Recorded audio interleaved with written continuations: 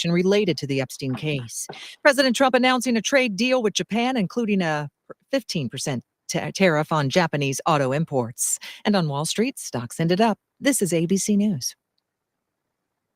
More than 108 agencies report Gaza and Palestinians are on the brink of mass starvation.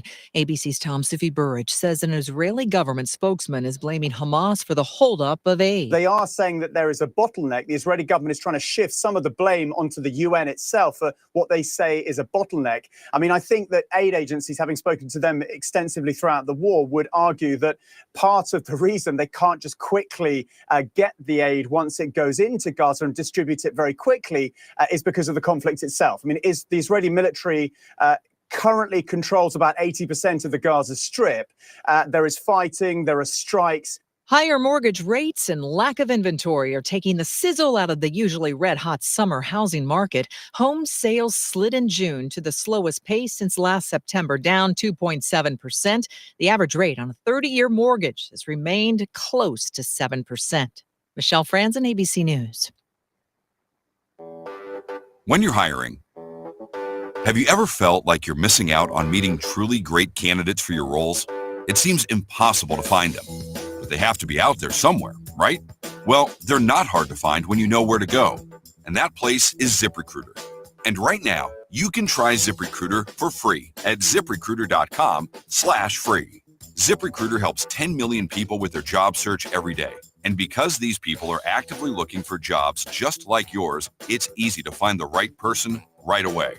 In fact, 4 out of 5 employers who post on ZipRecruiter get a quality candidate within the first day. But if you're not using ZipRecruiter, you're missing out. So see what it's like when the impossible is easy. When you go to ZipRecruiter.com/free right now to try ZipRecruiter for free. Once again, that's ZipRecruiter.com/free.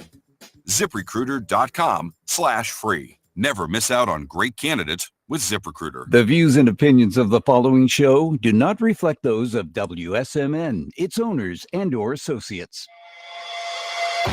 Welcome to the Common Sense Conservatives, a political discussion group about current events and other government-related matters every Wednesday evening from 7 to 8 p.m.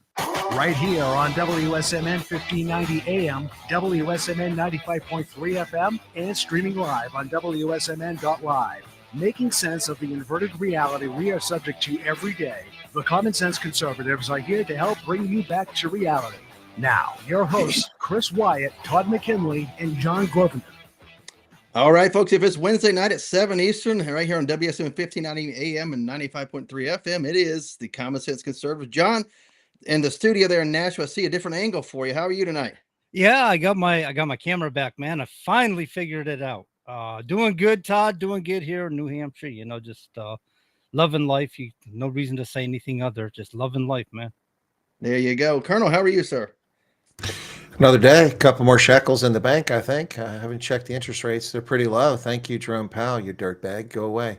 Right. Bitcoin was up. I don't invest in speculative investments. Uh-huh. Are you trying to sell me tulips? You don't like tulips, Chris? Is that what you're saying? I bet you don't like roses. I love tulips, but I'm not part of the Dutch tulip craze, nor am I part of the Bitcoin craze. Okay. There No Bitcoins for Chris Wyatt. We got it. So something we've called here on the show, going back even before the election, going back during the campaign, is the Epstein list. Ghislaine Maxwell being subpoenaed and everything. And, of course, the White House saying there's nothing there. There's no list. Never was a list, all this. But you campaigned on it, Donald Trump. Why all of a sudden is there no list? And all of a sudden Republicans have pivoted away from there being a list, even though most of them ran on there being a list and they're going to expose it. What the heck is going on in our country? All of a sudden, no list. Where are we at with that, folks? Oh, gosh. This whole thing I find rather annoying and salacious. I don't know what to say about it. I'm frustrated because these people who claim to be patriots and claim to care about this country have ignored the fact that the Biden administration didn't release this list for 4 years. They didn't say anything. And then suddenly they're angry at Pam Bondi about not releasing the list. That's my first problem. The second problem with this is clearly and obviously a serious conspiracy and cover-up over what happened in Butler, Pennsylvania. It's becoming more and more difficult to not argue that the Biden administration tried to get Trump assassinated.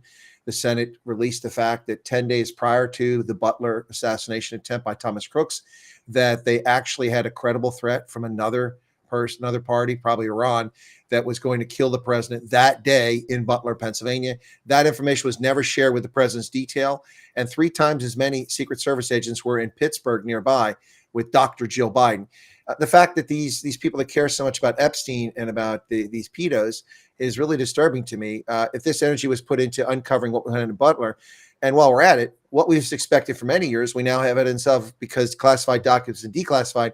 Obama, in one of the greatest political scandals in history, intentionally perverted the intelligence community to create the fictional Russia collusion narrative. He should be tried for treason. People are not upset about Obama. They're not upset about Butler, Pennsylvania, but they're upset about Epstein. Look, I appreciate the concern for Epstein, and I think that's interesting. But I'm very angry and frustrated at conservatives in this country not speaking about those other 2 issues, Todd. No, I would agree with, and we can discuss that as well. But you know, we talked about the list, and we said on this show that there's not going to be any list that's ever going to be exposed. No one is ever going to be tried and convicted from having any association outside of Ghislaine Maxwell. I don't think anybody who's been on these lists, even if there's video evidence of them doing things, I don't think that no one's ever going to be prosecuted. It's one of those things of if you're rich or if you're connected or powerful, you know, you're never going to see the inside of a jail cell. I think my take on this is, and has been and still is Trump is putting us in bed with Saudi Arabia. Saudi Arabia is very much involved in human trafficking. They're like number 4 in the nation of the world of the worst nations involved in human trafficking. $600 billion is a lot of money, and right now you're probably not trying to queer his deal. And I did use that word correctly, by the way. Yes, it means strange. It means strange. That's the original meaning of it. Yeah. Right. So he always want to destroy his work. So he may have been told, hey, look, you need to leave this thing alone. So he may be turning a blind eye at the moment. He may never release the list. That's one of my takes on it. But another thing is just because somebody's on that list doesn't mean they're guilty. So is it careless to release a list of names? Is there even a list? Is there a list? I mean, this is speculation. No one's ever had the evidence of that. They're just assuming that. So, okay. Bondi said, well, that pervert had nothing more than downloaded videos. Where did he download these videos from? Are we talking about downloaded videos from the internet? She's talking about child porn. Obviously, she can't release child porn to the public. That's that's ridiculous. not nobody's even talking about that, though. Well, no. Here's what I'm going with on this is where did he download these videos? Were these off the internet? It was just disgusting things that people made in these foreign countries, and he was like, "Oh yeah," or were these secret cameras that he had at the island, and these are people that were involved, right? So, speculation. But what I'm getting at here is, if that's true, if he has evidence of people that have been with children from the island, then they got a list they can compile. They know who's who and what's what. Right. They do have it, but now here again, that would not be. Just release that to the public, or do you just build your case? And it'll come out naturally after you have a case. This is the problem with this whole thing, guys. This whole thing. That's not a list. That's people who were in proximity or involved with Epstein who may or may not be involved in illicit activity. I mean, for instance, Stephen Hawking went to Epstein Island. I don't think he was knocking boots with minors. No, the guy couldn't talk. So if there's anything in these so-called Epstein files or Epstein list, he will be on there because he's on a manifest flying down on a private plane. So this is a very slippery slope. I agree that at this point it's become ridiculous. And let me just cover something very quickly before you guys jump back in. 4 hours ago, it was reported that federal judge in Florida and the other federal judge denied both Ghislaine Maxwell access to grand jury testimony and the Justice Department, saying that their argument that the public wants to know isn't sufficient because this is grand jury testimony. This stuff is protected. So that was denied. And within 3 hours, what do we have happening now? Now we have Dick Durbin coming out and saying that Donald Trump is named in the files. We have a CNN report saying that Trump is in the files and he was briefed by Pam Bondi. I mean, this is a smear campaign already. Just 3 hours after that comes out, the things aren't released. Then they start with this nonsense. Well, now the records can't be released, so now they're going to claim that Trump is in them. I mean, this is so obvious, so obvious. Yes, it is. It is absolutely right. No, people in this country are very, very upset. Human trafficking is a hot point. It's a trigger point. People are upset and they want justice. It's been a lot of years. I mean, we're talking about decades. It's been going on since the turn of the 20th century. It's gone on forever, but we become more aware of it now. We've made laws about it. we have an opportunity to actually bring people in high, powerful positions to justice. And As we should. Trump took a position of it where he was kind of sweeping it under the carpet in front of us. And he even tried to align it with the Russian collusion hoax, and the left made this list up and yada, yada, yada. I never heard the left claim there was a list. I heard it from the right, not from the left. Exactly, from the right. And I'm not saying you should release it, but if people are on there and there's true evidence, you should investigate them and bring them to justice. Don't just say there's no list, there's nothing out there, there's nothing to it. All of a sudden, after every Republican, for the most part, campaigned on this for years and years, and now all of a sudden, just a week and a half ago, no list. Stop looking for it. Stop talking about it. Let's talk about other things that now all of a sudden we're going to bring back up again. Which I think there is Russia collusion. I think there is all that. But at the same time, can the DOJ not do multiple investigations at the same time? No, they're doing it now. But my take on it, man, if my suspicion is right about, Saudi Arabia investing money into the United States, as far as I'm concerned, Saudi Arabia can keep their money. I would rather see justice served. They can keep the money. The United States is still going to be here. It's still going to go on without their money. If that was the case, my speculation is right, then as far as I'm concerned, I wish Trump would just give them the finger and send them on their way, send them packing, because we can't lose our integrity for the sake of money trying to grow an economy. We'll grow the economy. Japan will just announced $550 billion or something. Yeah, something like that. Yeah. Yeah, $500 billion investment in the U.S. Yep. So now let's pivot to, you brought up Russiagate. Now, the director of national intelligence, Tulsi Gabbard, she doubled down on the White House press briefing Wednesday, alleging that the Obama administration promoted a, quote, contrived narrative, end quote, that Russia interfered in the 2016 election. And of course, she made additional statements. And of course, this is something that's been brought back up. Where do you stand, Colonel, as a former intel official with regards to the Russiagate and all that narrative? Well, which angle of it? The leftist made up angle that Trump colluded with the Russians. That's exactly what it is. That's a good starting point. It's utter nonsense. First off, it's always funny how they accuse their opponents of the very things they're guilty of. Sure. It was Hillary Clinton who sold off our uranium assets to Russian corporations. It's the Clintons who sold stealth technology while he was president to get donations from the Chinese communists back in the 1990s for his re-election campaign in 1996. Those are the people who are complicit in this. Now we know, based on these declassified reports, which we suspected but never had the evidence of, that Barack Obama was unduly influencing the intelligence community and rejecting their assessments. The intelligence community assessed that there was no Russian influence prior to the election because it was asked, are the Russians investing here? And the intelligence community, the consensus was across the board, we know this now, that there was no threat. There was nothing happening here. It was insignificant. It was trivial. It wouldn't affect any outcome anywhere. And then after the election, after she lost, they were shocked she lost, they cooked this nonsense up. And they went back to the intelligence community. His chief of staff went back and said, change the assessment to this. The president wants this assessment. And that's what they did. And then they started this whole thing. And that was the predicate for the illicit FISA warrants, which were criminal. No one's been prosecuted for those illegal FISA warrants. Right. That's against the law. Those people, I was a federal law enforcement official, a counterintelligence agent, badge credential. If I went to a FISA court and perjure myself the way that Peter Strzok did, I'd be in prison. Why isn't Peter Strzok in prison? Why isn't James Comey in prison for knowingly signing off on a false predicate? That's what got the door open to open all this stuff up and go after everybody. They went after Flynn, they went after Carter Page, and they got in the Trump thing, and they created this entire narrative which destroyed this country's reputation, which undermined a presidency, which just harmed our foreign policy, harmed our domestic policy, and created mountains of fake ink that people still believe in. They still believe in this nonsense. These people must be prosecuted to the full extent of the law. It is time for the Justice Department to stop navel-gazing. If they've got something, this Epstein thing, get it out there. Just release what they've got.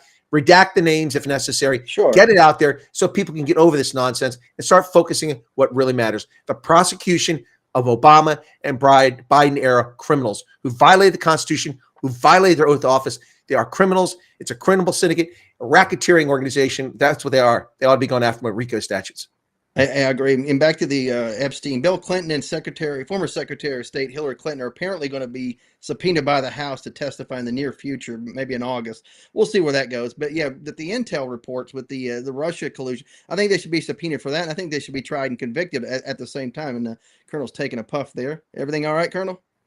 Yeah, no, it's something I was just getting a little difficulty breathing there. So maybe I was a little too excited. Yeah, no, look, the thing is look, Hillary ought to, Hillary ought to be prosecuted for just being an idiot. Absolutely. I mean if I wish that was a law. Right. We just Yes. prosecute her for being stupid because she's a fool.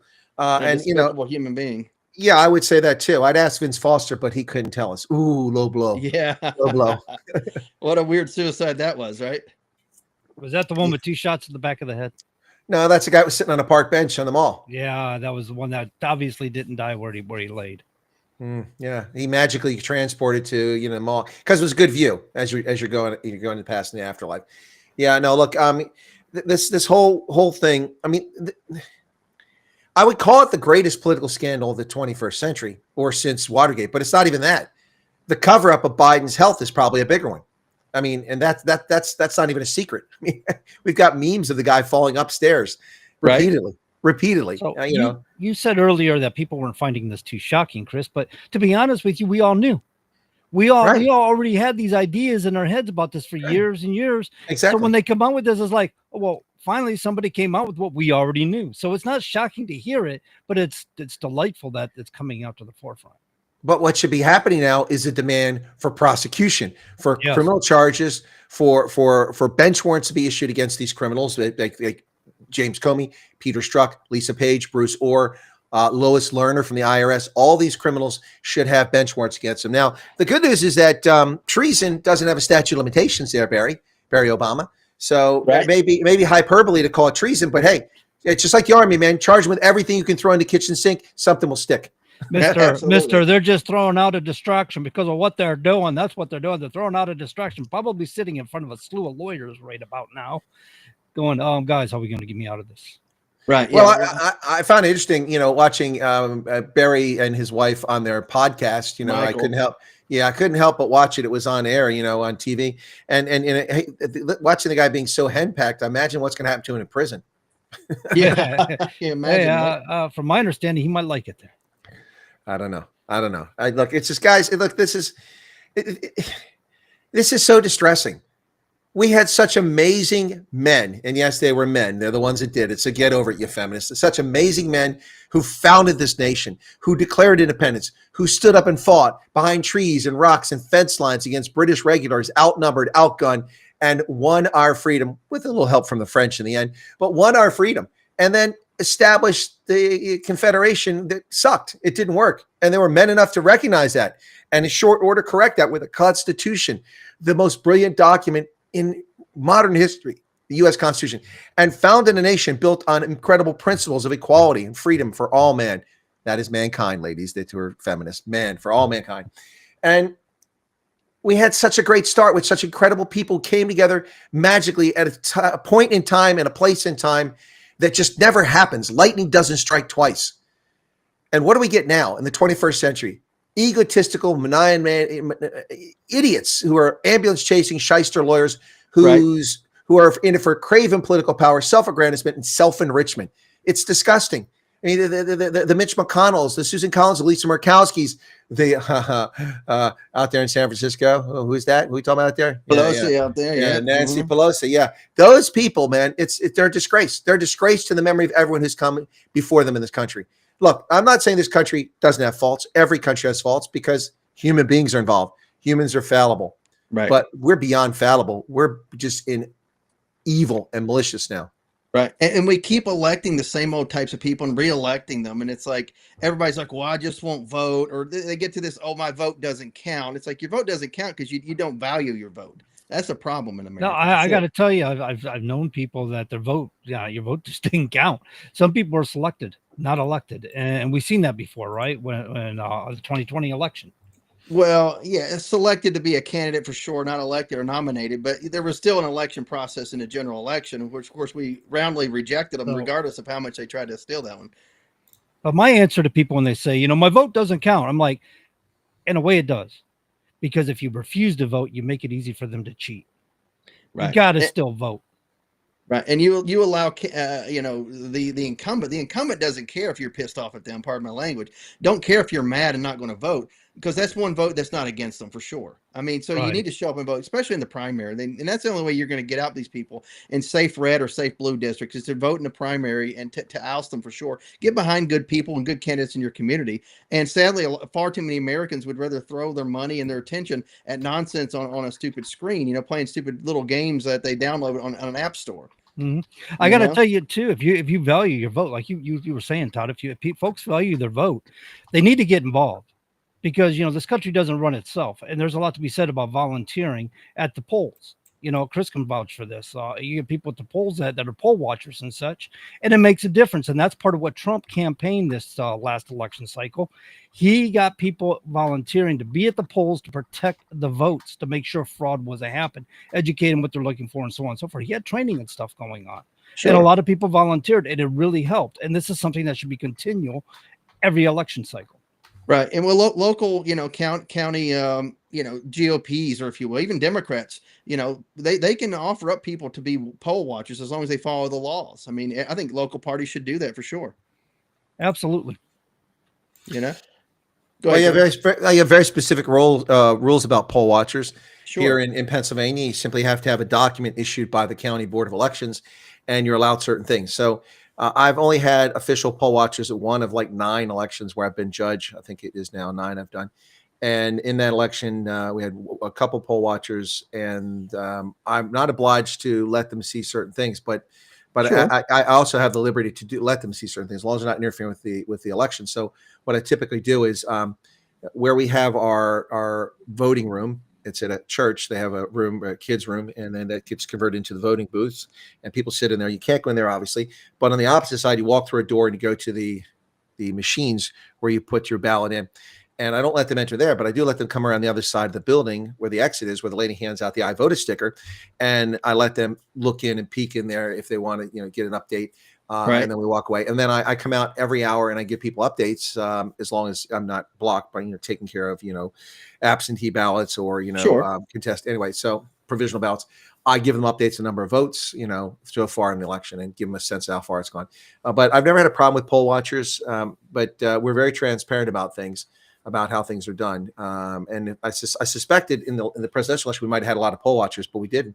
But then, to be fair, it's a 2/3 Republican registration in the county. So yeah, and in my part of the county, it's almost 80% Republican. So foregone conclusion, the Republicans are going to take it. Democrats aren't even going to bother. Right. So I mean, so most people are like, why are they going to come and waste their time there? They'll go put their attention in someplace like Harrisburg, where there might be something untoward, or Philadelphia or something like that. So that's kind of what the deal is. So anyway, absolutely. Yeah.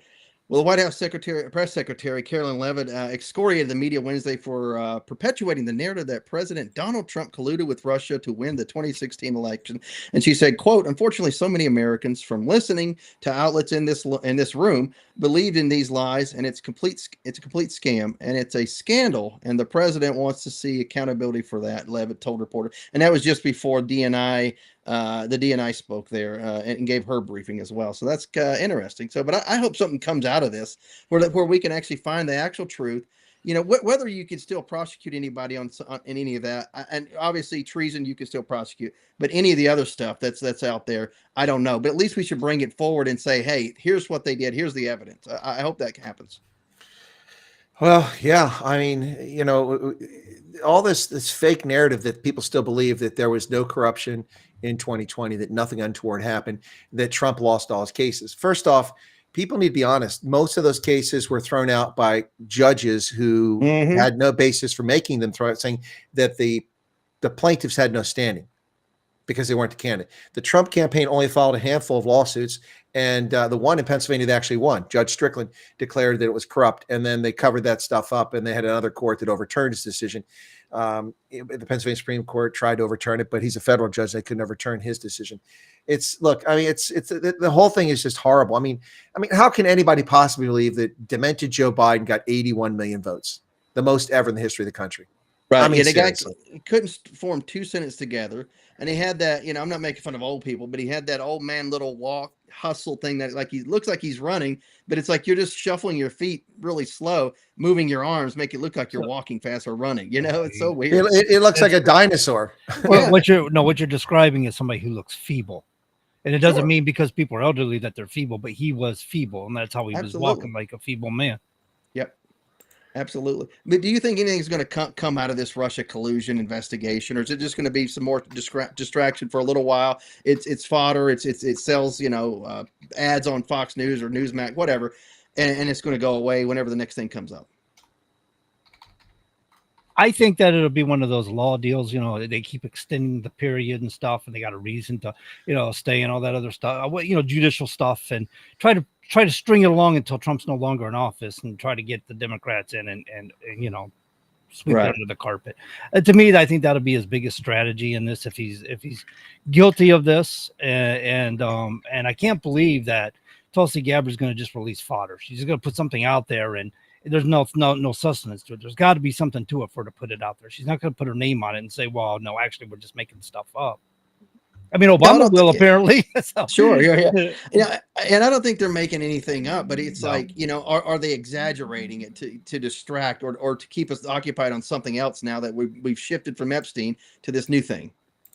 Well, the new old thing, right? The new old thing, I guess. Have we shifted from Epstein? I don't think we have.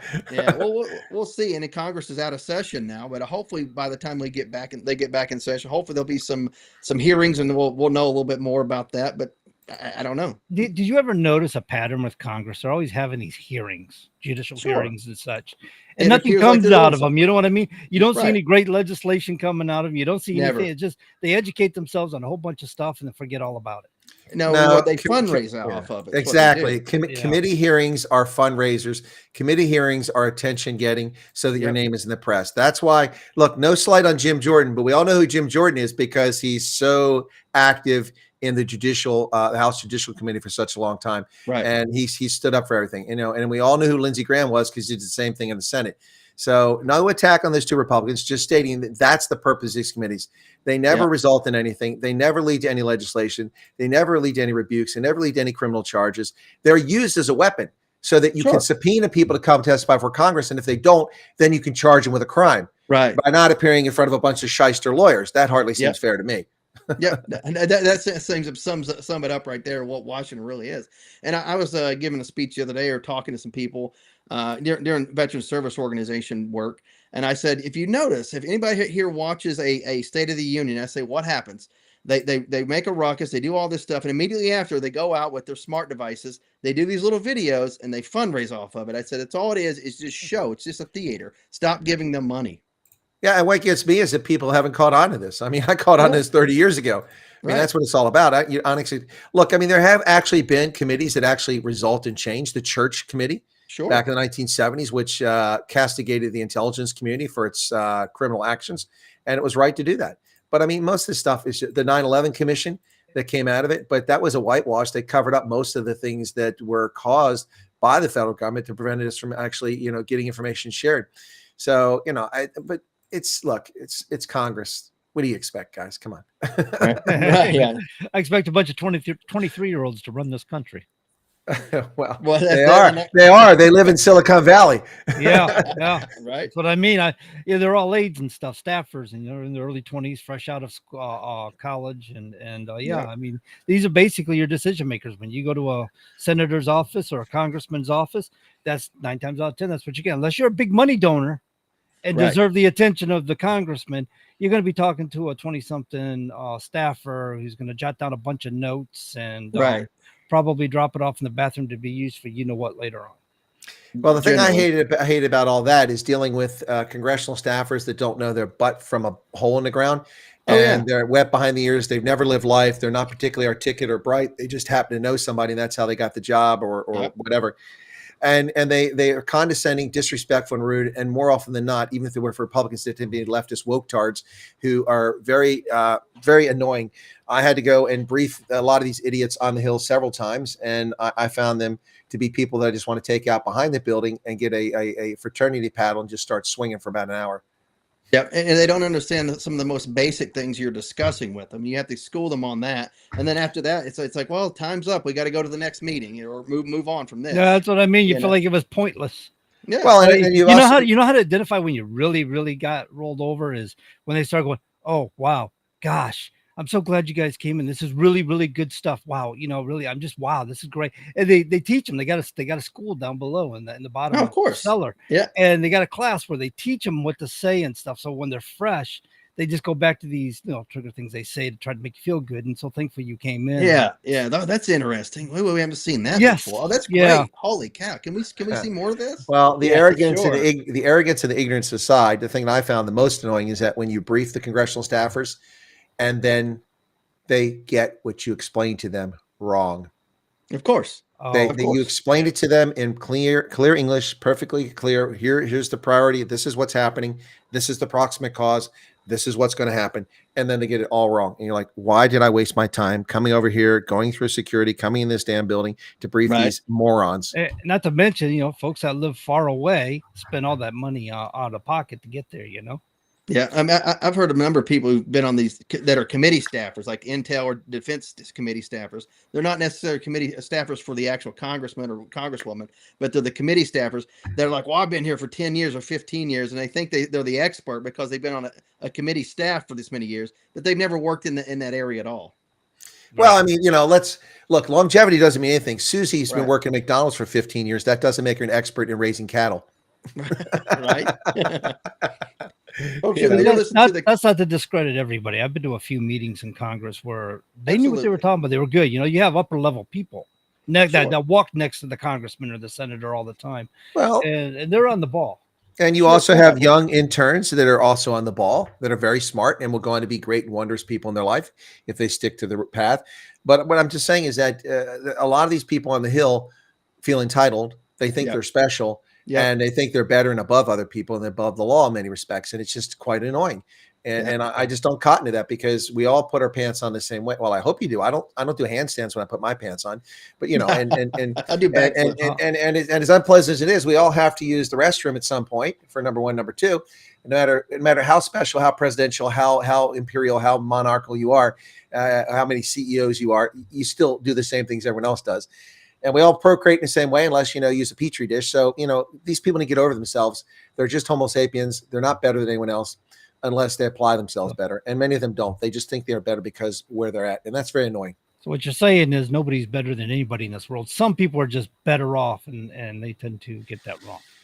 Well, what I'm saying is that we're all endowed by our Creator with certain inalienable rights. Right? Chief among them are life, liberty, and the pursuit of happiness. That's it. And the fact that you're born rich doesn't make you special. The fact that you're born poor doesn't make you bad, and vice versa.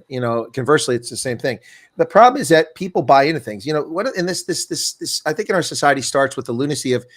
It's kind of gone away now. People don't say it so much, but go back 20 or 30 years ago. Every time people talk about sports figures, like Michael Jordan, he's a hero. He's a hero. He's heroic.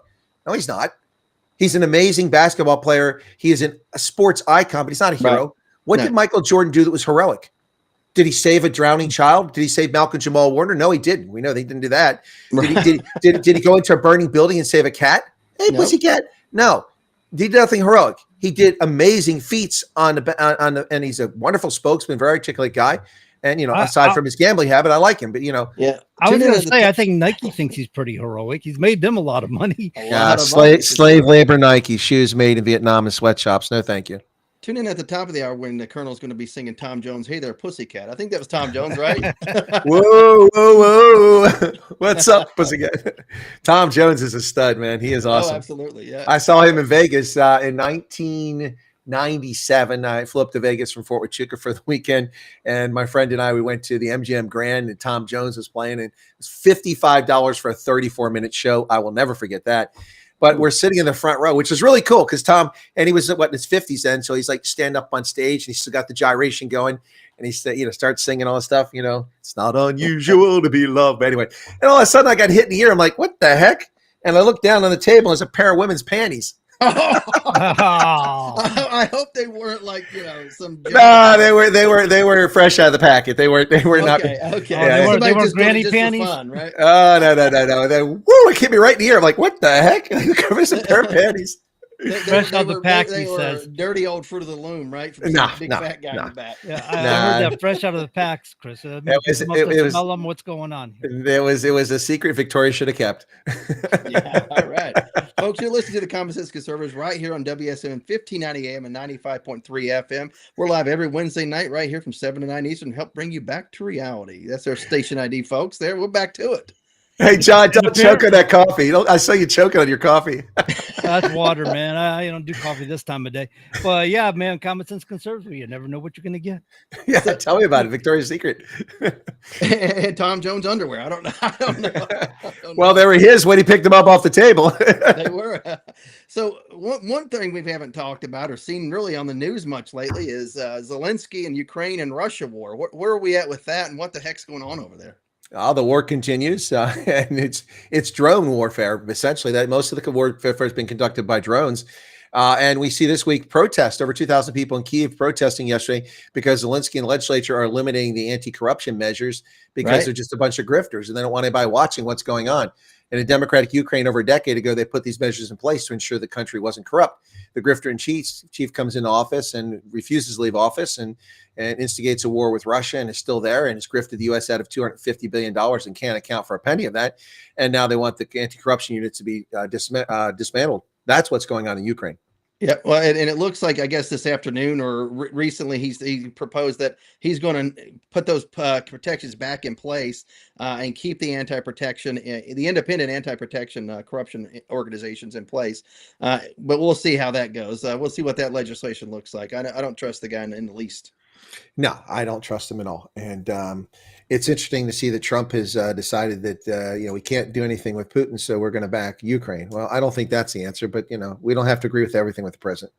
Right, absolutely. And the GOP right now is pushing a censure on Democrat McIver over salt charges. I don't know if you guys saw that. Representative Clay Higgins out of Louisiana, former, I think he's a sheriff down that way, maybe highway patrol guy.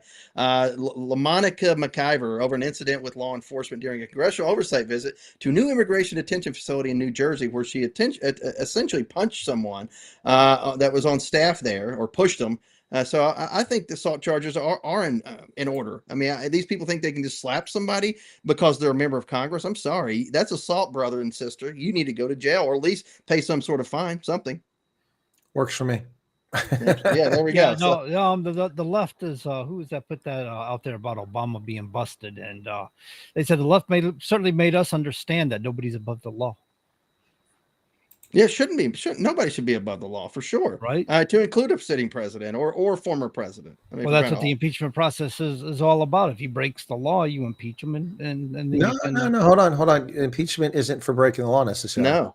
It's a political process. You can be for breaking the law, but it can just be because you don't like someone. It's the means to remove an elected official from office, and that's why impeachment doesn't result in a criminal conviction. It is, but I'm just saying, if the president goes out and does something illegal that doesn't warrant his job, that's part of what the impeachment process is about. Yeah, no, I'm just saying. I just want to make sure people are clear, because people, a lot of assumptions are made by a lot of people that aren't familiar with civics, and so I just want to make sure everybody's clear on that. Yeah, it is definitely. It's about removal for whatever reason. Usually, there's something ethics involved in it, but well, it says crimes. Was it high crimes and misdemeanors? Misdemeanors, yeah. So that implies it's criminal action, but it can be used, as they did in the Russia collusion narrative, to impeach someone for not even committing a crime. There was no crime there. So sure. So anybody watching Stephen Colbert as of late, in recent decades or years or whatever? No, I haven't watched him since he was the little goober who came on that previous program. Wasn't he on Comedy Central with his predecessor? Yeah. With Jon Stewart. Yeah, John Leibovitz. Daily that's the other guy. He was one of the spoofy, quote unquote conservative reporters or whatever. Yeah, the aloof conservative reporter or whatever. Yeah, he was stupid then, and he's even dumber now. But now he says he's going to. They were foolish because they didn't fire me, they didn't kill me, so I'm going to spend 10 months dumping on Trump. Dude, get a life. Nobody cares what you got to say. You and Shepard Schmitz to get a room. And that's all. Don Lemon. Don Lemon. Yeah, that's all they've done is sit there and go after Trump. Late night talk shows. I mean, first off, they kind of outlived their usefulness, because that's all it is, and now just dump on Republicans or Trump or whatever. I'm glad his show is going away. I mean, why not? I mean, you've done David Letterman a major disservice in the way you've handled that show since he's took over.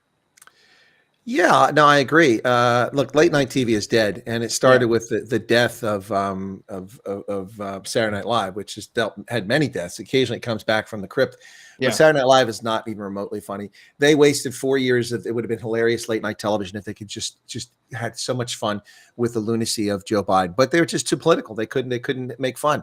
I mean, it's so late night TV is so people are over it. They're watching Netflix and Amazon Prime and stuff like that. So. Yep, absolutely. Yeah, where you can just stream an entire season, not sit there and wait week after week. I mean, I kind of like it that way for sure. I love being able to stream, or even if it's, you have to wait week after week. I like to save up 3 or 4 shows, like say HBO, for example. I do watch The Gilded Age. I'm gonna admit that, but I'll save up 2 or 3 shows and watch them kind of back to back. I think that's the way to go. I just kind of like watching TV that way. Well, Binge watching. Yeah, as I say, people love to binge watch. Nothing wrong with that.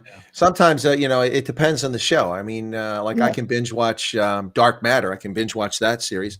But I tried to binge watch Ballard, the follow-on from Bosch.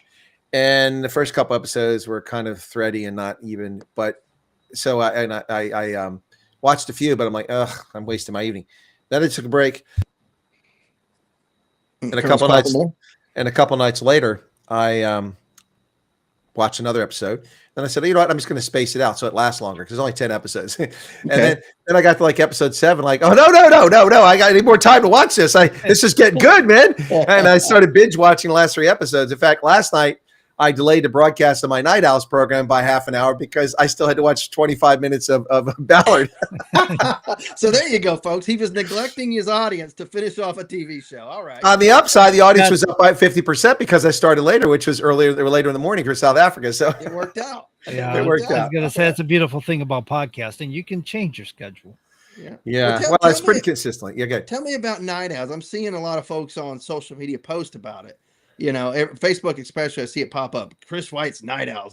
Tell our audience here who maybe not aware of it. Tell them about that and where they can watch Night Owls or listen to it. Really? I had no idea anybody even knew about the program. Oh, it's getting out there. Billy Painter especially is sharing it. So okay. Well, I haven't heard from Billy in a while. I was wondering what happened to him, but no. So Night Owls. Night Owls is just my late night program. I mean, I'm trying to replace the likes of Stephen Colbert, who are just annoying and boring. Yeah. But it works out well because it's 11 o'clock at night, and I usually go for an hour and a half or maybe a little bit longer. And last night I went for 2 hours. Sometimes you get in a conversation, you're talking to your audience, you're discussing things, and you don't realize what time it is. But it's just it's not a news program. We bring a few news items in if there's breaking news.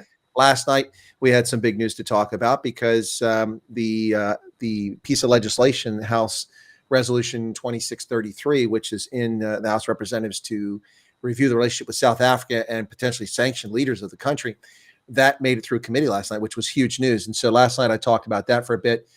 And then anyway, so it's Night Owls. It's night here on the East Coast, and it's evening in the rest of the United States, except for maybe Hawaii. And it's early morning in South Africa because right now we're 6 hours behind. And when we go to daylight savings time, it'll be 6 a.m. for them. And it works out really well. But because I delayed it last night, we had a larger audience than we've had the past few nights, which was nice because not everybody's up at 5 o'clock in the morning to listen or watch. Right. Absolutely. And so you said it's not really structured. It's just whatever you want to talk about, essentially, right? Right. It's like The View, but interesting. Not full of nonsense, right? Yeah, it's like The View, but interesting. Yeah, no, and I don't have a bunch of harpies next to me, so Pikachu might make an appearance. Pikachu might make an appearance on the stool next to me, but there's no harpies here.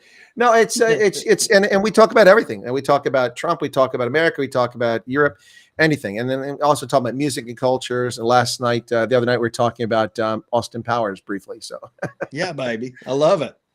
Well, I hope there's a new movie coming out. I mean, I think the world needs a new Austin Powers movie just to have fun and make fun of everybody. Well, did you see the series that Mike Myers did a couple years ago called The Pentaveret?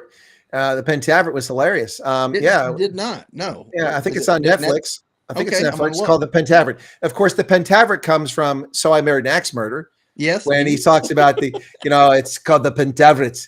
They meet fortnightly. The Gettys, the Rothschilds, and Colonel Sanders before he went teats up. Yeah, Colonel Sanders.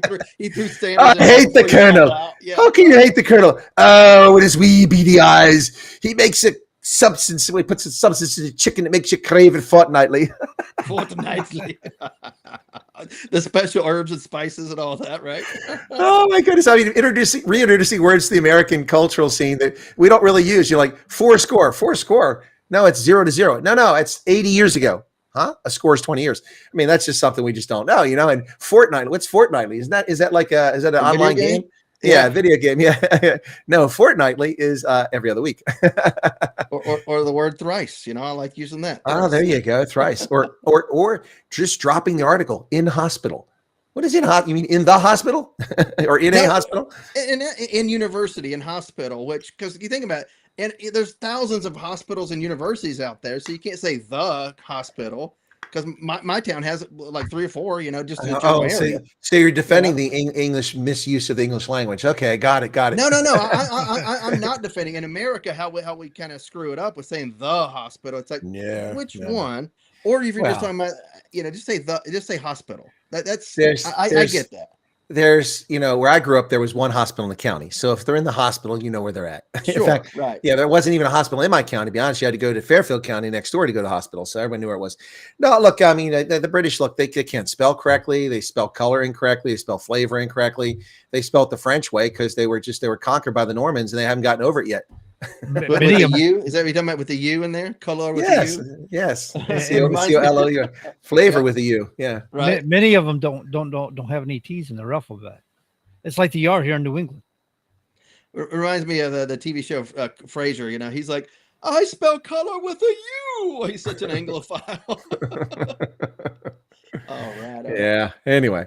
Yeah. So I guess we got a little bit away from politics for a moment. Absolutely. But a federal judge in Maryland has prohibited the Trump administration from taking Kilmar Abrego Garcia in immediate immigration custody if he's released from jail in Tennessee while awaiting trial on human smuggling charges, according to an order issued on Wednesday. U.S. District Judge Paula Zenas, I guess that's how you say that, X-Y-N-I-S, ordered the U.S. government to provide notice of 3 business days if Immigration and Customs Enforcement, ICE, intends to initiate deportation proceedings against the Maryland construction worker. I'm sorry. I'm not going to let you know whenever I'm going to arrest you and deport you from this country or take you into custody away to trial. I'm not going to allow you time to flee this country or flee jurisdiction or anything like that or hide out. Sorry, federal judge. You're out of your mind. As soon as he's released, put the cuffs on him.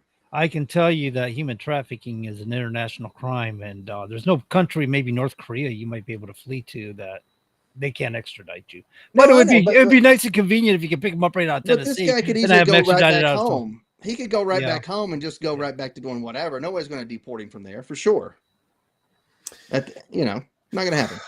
Look, these judges are out of control. The federal government has a responsibility to adhere to the laws that the Congress passed and presidents have signed and to the Constitution. And courts don't have a right to override that. They must enforce the law.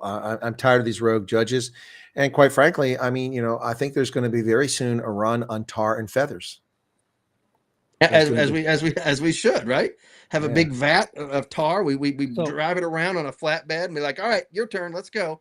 What Chris is referring to is not just an issue with judges, but have you noticed there's so many people in this world anymore think that they have to have some sort of charge in somewhere where they can't stay in their own lane.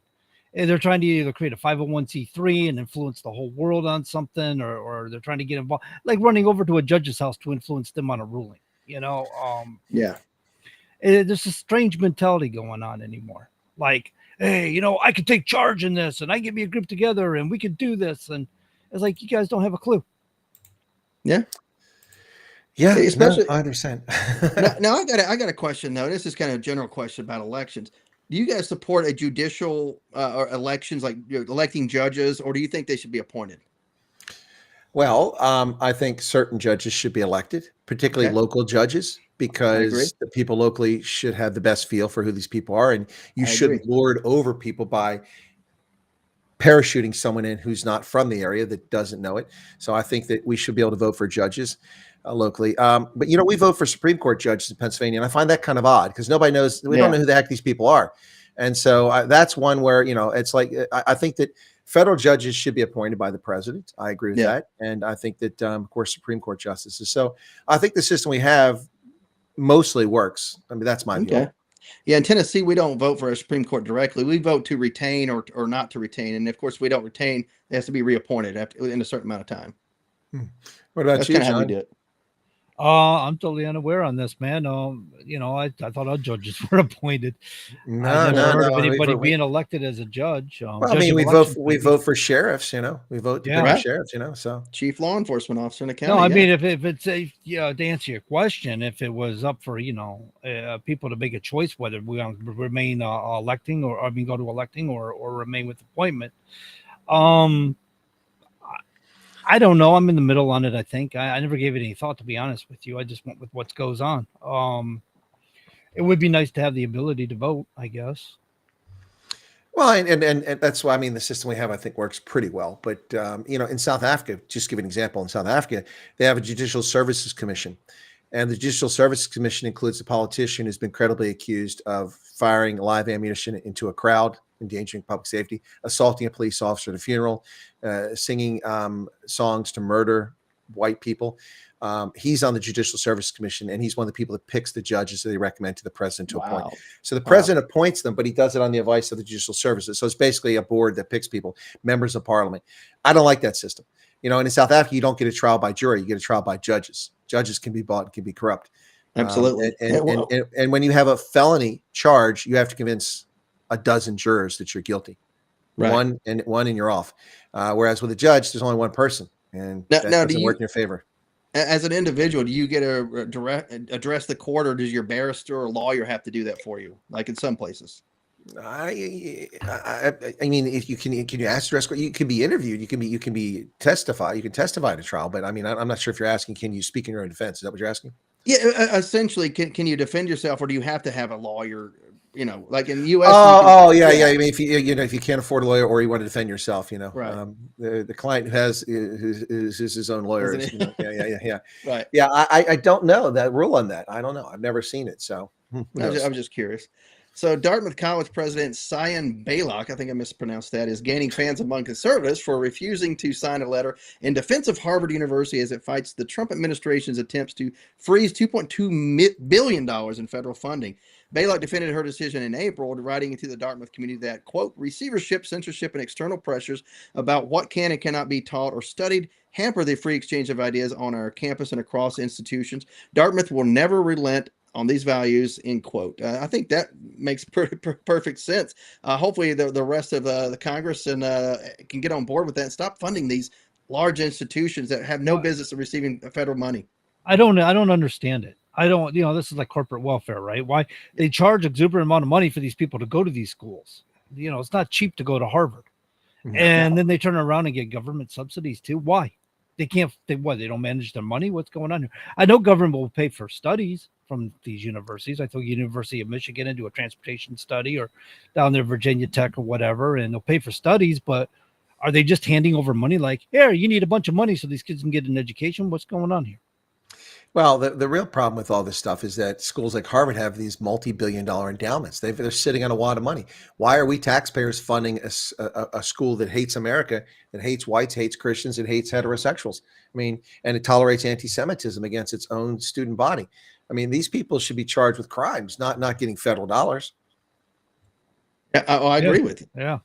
Well, any form of corporation should be able to stand on its own 2 feet, shouldn't it? I mean, we should be subsidizing corporations or universities, or I know we did for indigency, but I agree. But we have to be careful what we say by subsidy. That's an important distinction. So, for instance, poor students who don't have the resource to go to university get grant money from the federal government and sometimes from states. So a lot of people argue that's a subsidy to these schools because they're attending those schools. I would argue against that because you're subsidizing the student, not the school. Yeah. Yeah, I go with that. Yeah. And I understand that, but for what I took from our conversation is they're actually getting grant money. They are. They are. For whatever reason, so they can have these outrageous paychecks for themselves or something. Well, and a lot of this comes in the form of research money. That's the other thing that drives me nuts. Well, our research efforts are crippled. What do you mean they're crippled? Well, because you stopped federal grant money. Oh, so you're telling me the only way to do research at universities and in corporations is with taxpayer money?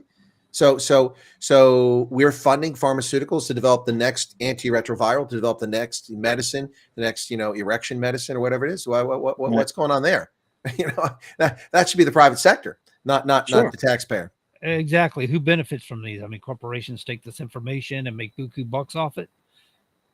Yeah, no, absolutely. I mean, but and the funny thing is, like, if you work for 3M, the guy that invented the Post-it, that's a tens of hundreds of billions of dollar business now after all these years.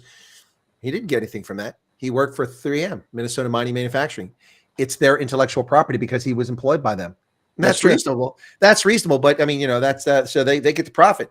But this research is funded by the government. These universities get to keep the research in many cases, and they can profit from it. They can license it and make money off it.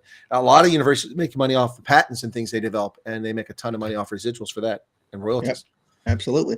So President Trump said earlier today that he's touted a recent deal between the U.S. and NATO whereby European allies would purchase weapons and send them to Ukraine as it fights Russia. And he said, quote, they're going to pay the United States of America 100% of the cost of all military equipment, and much of it will go to Ukraine, end quote. Trump said in a remarks at an artificial intelligence conference in D.C. I think that makes sense. If you're going to send it directly over there and not defend yourself with it, you pay 100% for sure.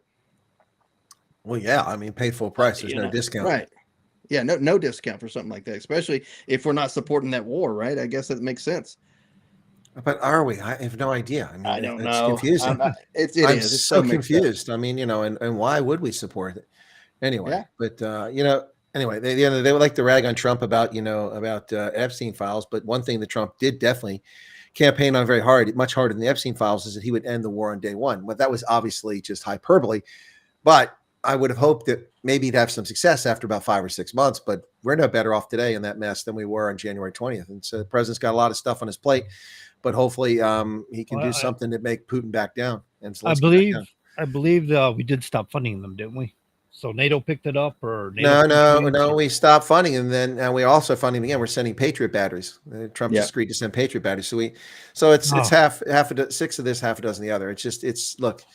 I mean, Putin and Zelensky can't find enough Russian and Ukrainians to die under their egos. And that's really sad. And the Europeans are behind this. European Union, the NATO countries in Europe, they're the ones fueling this conflict, sending arms over there, extending it, prolonging it for a country that doesn't have the resources to even fight this war. If it wasn't for the wealth of Western Europeans and Americans, Ukraine would have lost this war a long time ago, even though the Russian army is inept. Yeah, absolutely. Just by sheer numbers alone, and just continues to be relentless, they would have won by now. You're right. Well, I mean, most of the harm or the damage they've inflicted on Russian forces since the first month they were responsible for it. Since then, it's all been weaponry and ammunition and resources supplied by the West. And if they didn't have it, they wouldn't be able to kill all those Russians with it, and the Russians would have run over them in a meat grinder. But here we are. It started in February 2022. And like I said, that night when I went live covering that from CPAC that night, I was down there in Orlando. And I went live at 2 o'clock in the morning or something like that, or 1:30, I think it was. And people are asking me in my live stream, hey, how long is this going to last? I'm like, 3 to 5 years minimum. They're like, what? Like, 3 to 5 years minimum. That's the minimum. This thing could go on for years. What are you talking about? I said, you have to understand what the purpose of the conflict is. And anyway, and that was before the Russians proved how inept they were. I didn't know that they would be foolish enough to split their forces on multiple fronts and weaken it and have uncoordinated attacks where their flanks were unprotected, leaving seams for the Ukrainians to get in there and hit them from the side, and that just faltered their offensive. The best example is attacking Kiev. They came straight down from the north, which made sense, but then the folks to the northeast weren't on the same vector, and they created a seam and gap along the river, the Dnieper River. So, no, it's just a very stupid operational plan that the Russians had. Strategically, not very bright, and tactically, execution is very poor. And I criticized from day one, but I had no idea that the Russians going to be that inept. But I still predicted this thing would go for 3 to 5 years minimum. And here we are 3.5 years later, and there's no chance it's going to let up anytime soon. It's really sad. Not at all, for sure. We got a couple minutes left, but there we go, folks. We'll be right back after the top of the hour. Stick around after these messages.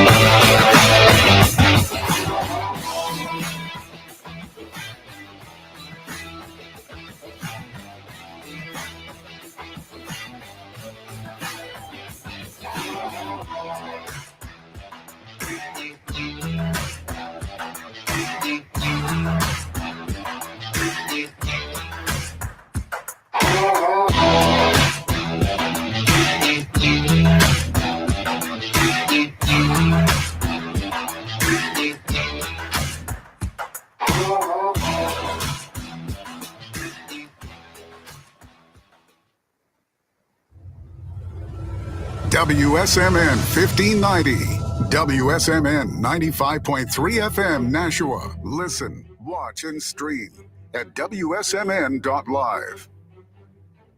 ABC News, I'm Dave Packer. Brian Koberger, the convicted killer of 4 University of Idaho students sentenced to life in prison. Judge Stephen Hipper. I remand the defendant to the custody of the Idaho State Board of Corrections for to be imprisoned in an appropriate facility and execution of the sentence where he will remain until he dies. The Wall Street Journal now reporting Attorney General Pam Bondi and her deputy, Todd Blanche, told President Trump in May that his name appears in the Jeffrey Epstein files multiple times, along with many other high-profile individuals. The Attorney General reportedly recommending to the president at the time not to release any more files, and the president deferred to the AG decision. Meanwhile, a Florida judge ruling Epstein grand jury records will remain sealed. This on the same day, Epstein associate Ghislaine Maxwell was subpoenaed by the House Oversight Subcommittee, which also voted today to subpoena the Department of Justice to release the Jeffrey Epstein files. Wall Street, the Dow up 507 points today. This is ABC News. Tennis great Venus Williams breaking barriers once again. Chrysler is recalling. Only one woman, Martina Navratilova, was older than 45-year-old Venus Williams when she won a tour-level singles match. Williams dominated her 23-year-old opponent, Peyton Stern, 6-3, 6-4, and afterwards said there were no limits to excellence. Williams recently underwent surgery to remove uterine fibroids she had described as being extremely painful for years. She also surprised the crowd by announcing her engagement. Yes, my fiance is here, and to model, actor, and producer Andrea Preti. Sherry Preston, ABC News. The United Nations International Court of Justice issued an advisory opinion today, saying countries could be in violation of international law if they do not act to protect the planet from climate change, and nations harmed by climate could be entitled to reparations. All 15 judges backed the non-binding opinion, which says a healthy and sustainable environment is a human right. Dave Packer, ABC News. Are you over 50 and constantly feeling tired, bloated, or just a little off? Don't ignore it. Those could be signs that your liver is crying for help. As we age, our liver, which is essential for metabolism, digestion, immunity, and detoxification, needs extra support and protection. If neglected, it can leave you feeling sluggish and constantly off your game. That's where Active Liver from New Nordic comes in. Available in easy-to-take tablets or delicious gummies, Active Liver combines powerful natural ingredients like turmeric, milk thistle, and globe artichoke extract to help support healthy liver function. With Active Liver, you're giving your body an essential daily defense against toxins from alcohol, fatty foods, and sweets, helping you reclaim your energy, improve digestion, lose the bloat, and strengthen your immunity so you can look and feel your best again. Protect your liver and give it the support that it deserves by making Active Liver from New Nordic part of your daily wellness routine. Find Active Liver in stores at your local CVS, Meijer Grocery, or online at Amazon or newnordicusa.com. Continuing the legacy started in 1904, Roger Pellerin of Gate City Monument Incorporated continues to provide the same high-quality monument, custom headstone, and stoneworking craftsmanship today that they built their reputation on over 100 years ago, servicing Nashua, New Hampshire, as well as nearby areas in Massachusetts, such as Lowell, Billerica, Chelmsford, and beyond. From creating custom monuments to memorialize, to landscaping and granite work or restorative services, each job is done to your satisfaction and is backed by decades of experience and integrity. If you're thinking about stonework, think Roger Pellerin of Gate City Monument. Visit online at gatecitymonument.com. Stop by and meet Roger at 321 West Hollis Street in Nashua, or call 603-883-7141. That's 603-883-7141. Gate City Monument. Memorials of distinction for people who care. For people who care, for sure, and people who care, tune into WSM 1590 AM and 95.3 FM every Wednesday night, 7 to 9 Eastern, with the Common Sense Conservatives. Help bring you back to reality, folks. Joined by my co-host, Colonel Chris Wyatt. John Grosvenor holds down the studio there in Nashua. Anything we learn over the break there, guys? Well, I got to say that once again, I really got to get to Nashua and meet Roger for Gate City Monument. I just love that commercial. Absolutely. Speaking of rich people who can just travel the country and see people, Jeff Bezos, he's eyeing buying CNBC in a bid to reshape his quote unquote media image. The Amazon founder and owner of the Washington Post, Jeff Bezos, is weighing a possible acquisition of CNBC as the business networks prepare to spin off from Comcast into a new publicly traded company, Versant later this year, whatever the heck is going on here. Yeah, Jeff Bezos, I guess he has to save his image by buying a television station or news station, which is crappy anyway. What's the investment here? Is you just need it for his own ego? I don't know. It's egotistical. He's embarrassed himself with his marriage to lip filler, whatever her name is, in Venice, and really irritated the Italians. So he's looking for some redemption here. That's what it is. When you've got more money than Jesus, I suppose you can do what you want. Elon Musk and Jeff Bezos. Yeah. It's look, I don't know what to say about this. Washington Post, the Graham family sold it and it went downhill. Not that it was a great institution when they sold it. It was a great institution at one time, but it became so highly politicized. And it's the same thing under Bezos, became even more politicized. They made an effort to pull back from that recently, but the highly politicized staff revolted against Bezos, just before the election. So I think Bezos just has a lot of time on his hands. He's busy charging us twice what we used to be charged for books at Amazon, and doesn't bother to even give us good selections of DVDs anymore. So I guess he's got to find something else to do with his time. Are you buying DVDs? Of course I buy DVDs. Why wouldn't you buy DVDs? I don't know. Everybody's getting, streaming and all that other stuff. Oh, yeah, streaming. Yeah. My 85 services I have to sign up for everything I used to be able to get off of cable television. And, and then I still get socked with ridiculous commercials that aren't timed to when the shows are produced to show commercials, but interrupt the middle of critical dialogue and events. Someone's about to die and it just goes to a Viagra commercial I get to watch cliffhanger, man. I mean, I get to watch all these commercials in which they've eliminated white folks.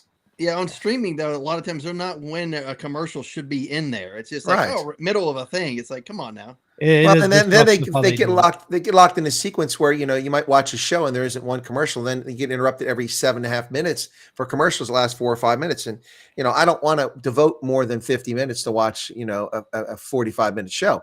So yes, I have DVDs and Blu-ray, and I do buy them for shows that I care about or movies I care about. And I can pop in The Big Bang Theory on Blu-ray and watch it all the way through without one commercial break, and I love it. That's how it should be.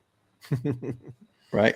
Well, Saudi Arabia becomes top buyer of Russian fuel despite looming Trump tariffs on Moscow. The kingdom turns to Moscow for cheaper imports as summer energy demands soar. So Saudi Arabia turning to Russia. It's kind of odd, right? All the oil coming out of the ground over there, and they're getting it from Russia.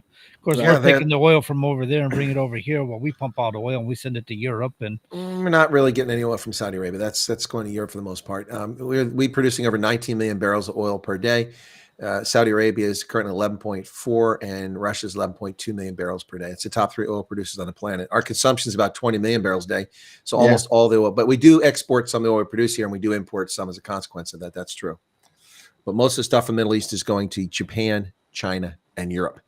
So if they choke off the Persian Gulf, oil price will go up, but we won't run out of oil because we produce enough for ourselves these days for the most part.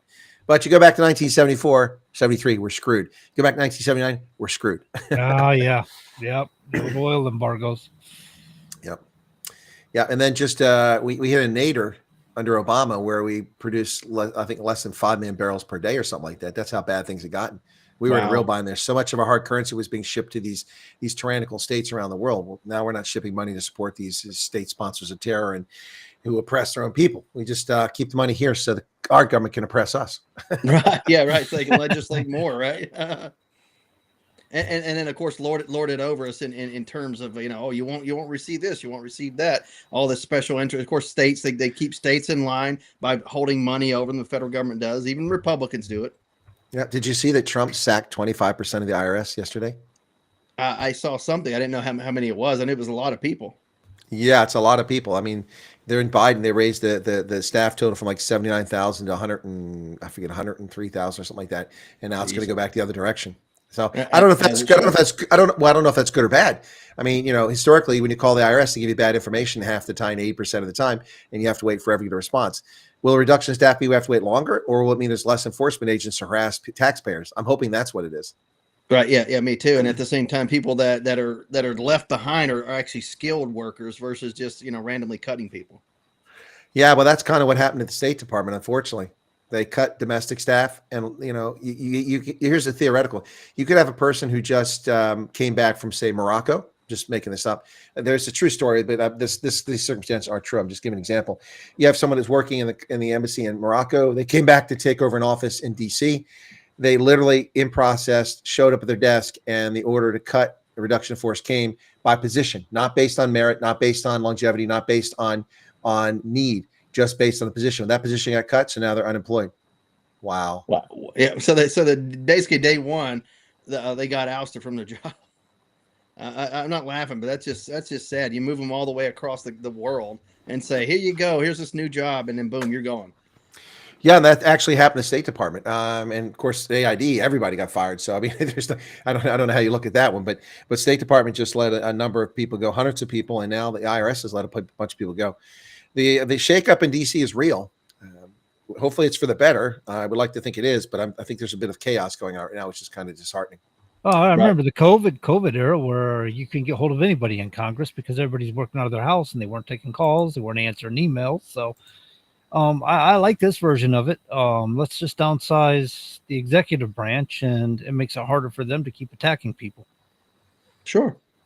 Yeah, I mean the executive branch could be cut, drastically. I think. I mean, a lot of people that it's just dead weight, or people that just are replicating services that are provided in other departments or agencies. I mean, why are we having duplicated services 2 and 3 times sometimes or more? Yeah, there's a lot of redundancies in government for sure. And nobody's ever responsible though. It's always the other department or the other agency. It wasn't us. They were doing that, not us. Have you never seen that buck they keep passing around in DC? and it never makes it to the Oval Office to stop at the president's desk. And if it does, it's very rarely, or it's kindly escorted out the back door, right?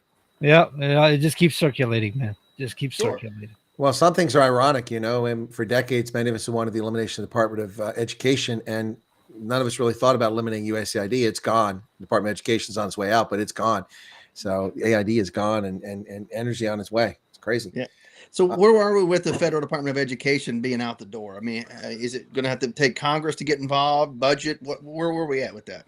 Last I saw, there's a court case. They're suing the Trump administration saying he doesn't have the authority to eliminate it because Congress authorized it by legislation. Yeah.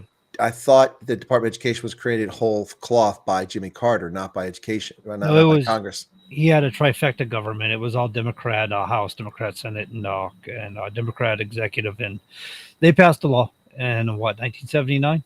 Yeah, it was 79, but I didn't know it was a law. I thought he just created it. So yeah, I mean, by executive order, we had Richard Nixon creating the Environmental Protection Agency. That was executive order. Yeah. So which basically is a de facto law, not only law enforcement, but at the same time, it's a legislative body in a lot of ways. The rules that they put in place. It's a law unto itself, which is a violation of the Constitution.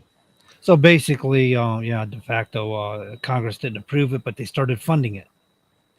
Of course. Yeah, well, Congress funds a lot of things. That doesn't mean they're right. No. They funded Robert Mapplethorpe. No, absolutely. Yeah, Congress will just go along with it. And of course, that's another agency or department that they can point to whenever they're not in power, mind you, that as being the problem, right? You think about whoever's in power in the White House, somehow the executive branch always becomes the problem for the other party. They always want to call it out, always want to use it to fundraise. But on Inauguration Day, whenever their person gets in there, it's all of a sudden, no issue. We're fixing it. Everything's good to go. Wait for another 4 years, and then we're going to be attacking them again. Fair point. That's kind of how it works, right? So what are some things that we've not jumped into thus far? Anything you guys want to talk about, Colonel? Well, FBI agents were told apparently to flag the Epstein records at any mention of Trump. Dick Durbin claims. He says that FBI agents assigned to review the files in the criminal case against Epstein were instructed to flag any documents that mentioned President Trump. Interesting. When did this happen? I mean, Trump's only been president for a few months, and these files have been there for 5 years. So I'm a little confused by that. And as I said, this pops out just a couple hours after the judges won't release the grand jury testimony. Funny how all these attacks, this information that they clearly had, if it's real, they've had forever. Why did they hold it till now? So people that pull this crap are just as guilty or culpable in cover-ups as if there's a cover-up as anyone else, because they hold on to a nugget of information. Either they made it up, which is shameful, or they had it and it's true, and they hold until just the right moment. And we could have known about this a long time ago if it's true. So I doubt the veracity of it. No, yeah, it is funny. Had it been real, why didn't you talk about it 30 minutes beforehand or days or weeks beforehand? You waited till all of a sudden to be like, oh, we can do this, and it's not going to be verified by anybody. And if it is, it's going to be like selective verification. Why don't we know everything? Come on. Dick Durbin's full of it anyway. In fact, Dick Durbin's making a claim. He doesn't offer any evidence that that this happened. He wrote a letter. In the letter, he says, tell the FBI, said, who made the decision to reassign hundreds of New York field office personnel to the March review of Epstein-related records, and why were personnel told to flag records which President Trump was mentioned? Well, how does he know that? Where does he just made that claim? So they're turning a non-story into a story as they try to besmirch the character of Donald Trump. It's an old story, just another day. Right. And it's one of those things that's unfortunate that the Republicans or the administration is not going to say that there is Epstein files and there's a list and all that. And I get it. We talked about in the first hour, you can't just release stuff that's unfounded, whatever. I understand that. But to say it's not there, Pam Bondi just said a couple of weeks ago, it's on my desk for review. And then all of a sudden, oh, no, I didn't really say it. I said it. I meant this. And it's like, we know exactly what you meant. But all of a sudden, you don't want there to be a list. So therefore, there's no list. It's just, well, I mean, look, yeah, I know. But I mean, I heard what she said. And I didn't infer that she was talking about a client list. I inferred that the case file was on her desk. That's what I inferred from that. Yeah, but the question was about the list, though, and she answered, it's on my desk. Well, yeah, her answer was poor. She's had some missteps. But first, I find it hard to believe there actually is a client list, and if there is a client list, why is it not encrypted or in some sort of code? I mean, right? It's not. It can't be just like a Word document. You can put anybody's name on a document. Bookies, they write codes down for all the people who are clients. Drug dealers do the same thing. Why would a pedo or human trafficker not do something to protect themselves in that fashion? The whole thing smacks of nonsense. I'm not buying this. Again, as you mentioned earlier, just because someone appears in its documentation doesn't mean, and I pointed out, Stephen Hawking, doesn't mean that they did anything untoward. Look, everybody was glomming onto this clown because he was rich, he was influential, and everyone wanted their piece of the cake. They wanted their fame. They wanted to be, put in contact with a certain person so they can advance their career, advance their business or whatever. Right. So just be honest about it. It's ugly. The guy was nasty. You once upon a time went to his island to curry favor, and you went there and you saw a bunch of teeny boppers bopping around, and that was not your cup of tea. So you politely went home after you failed to convince the guy to help back your solar water pump project. Whatever. Yeah. Right. I get you. And of course, somebody like this, you go to Washington, D.C. or any major city. There are these power brokers that are there, especially in DC. There's millions of them, and most of them are full of it. They're trying to. They were some staffer somewhere a long time ago trying to sell some sort of minute access that they may have. They happen to know somebody socially, so they're always slipping you in front of them, and it's like you never really get anywhere. But it's a courtesy meeting. Sometimes the money that you pay them is given to the person who took the meeting anyway. It's kind of one of those behind the door, behind the under the table type things. That goes on in DC. People overstate and overplay their hand, but somebody who's worth hundreds of millions of dollars certainly is a true power broker in one sense or another, just because they have a lot of money. I mean, you have access to people. Well, I mean, they can make your dreams come true instantaneously. Sure. If you need like $800,000 seed money for this brilliant idea that you have, and you've already invested your life savings into it, and you just need to get over that hump, and you meet somebody like Epstein, and he coughs up $1 million. Sure. Why wouldn't you go to Epstein Island to meet the guy? Yeah, absolutely. I mean, I've been invited to an event in Washington, D.C. tomorrow, which is a pain. That means 4 hours of driving minimum. And I'm debating about where to go because it could open some doors to some influential people. It's a by invite only event. And so I'm seriously considering it. But I mean, I don't know these people. I mean, if I go there, they're going to broadcast what they're doing. And if one of the people involved does something wrong later on, am I guilty of doing something? No, I just happen to be there that night. Give me a break. Sure. Sure. Yeah. And I've been in D.C. where people, want to sit there and have these meetings or, just discussions, and you get introduced to somebody, and the next thing you know, it's like they want to see how much do you know, who do you know, who can you get me in front of, all sorts of stuff. And people will offer up money, especially foreign sources. They'll offer up money to try to get in front of people, and you're like, you got to walk away from those things. And they're at bars, they're at restaurants, all throughout DC trying to look for people. So what, they can't make their own appointments, or what's going on? No, I mean, there's a lot of ways to try to get a hold of people, because you think about it, people in DC go to bars and restaurants and they socialize. People eventually know who you are and who you're associated with. And of course, you have these power brokers that want to try to access that, regardless of where you work or how legal or illegal it is. It's inconsequential to them because it's up to you to say, no, I can't do that because of XYZ. Yeah. Yeah. I mean, when I absolutely. served at the White House, I mean, while in the Army, I would get introduced to people and be like, "Oh, Todd's at the White House," and it's like, "Oh, everybody wants to talk to you," and it's like, I explain, I'm in the White House military office. I'm not a political appointee. I don't have access to get you in front of anybody outside of somebody I happen to know personally, but I'm not going to put you in front of them for any money at all. I may introduce you to them if they happen to be at the bar or restaurant. Hey, there's so and so. That's about it. I don't want to be involved in any of that because you can get rolled up pretty quickly. You're selling access or you're trying to make money off of your position, regardless if your position is not political. It happens.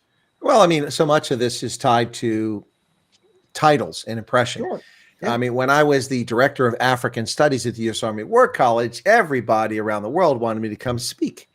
Yeah. Now, bear in mind that I was in uniform and what I could say was circumspect. There's things I can't disclose. Now that I'm no longer doing that, those calls don't come nearly as often because I'm not the director of studies at the Army War College.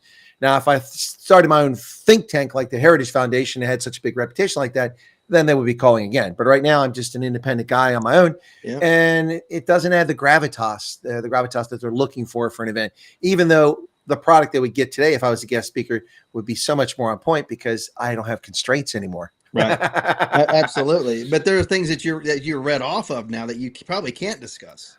Oh yeah. The good news, I suppose, about getting older is I'll start forgetting all the state secrets and I don't have to worry about them anymore. Right.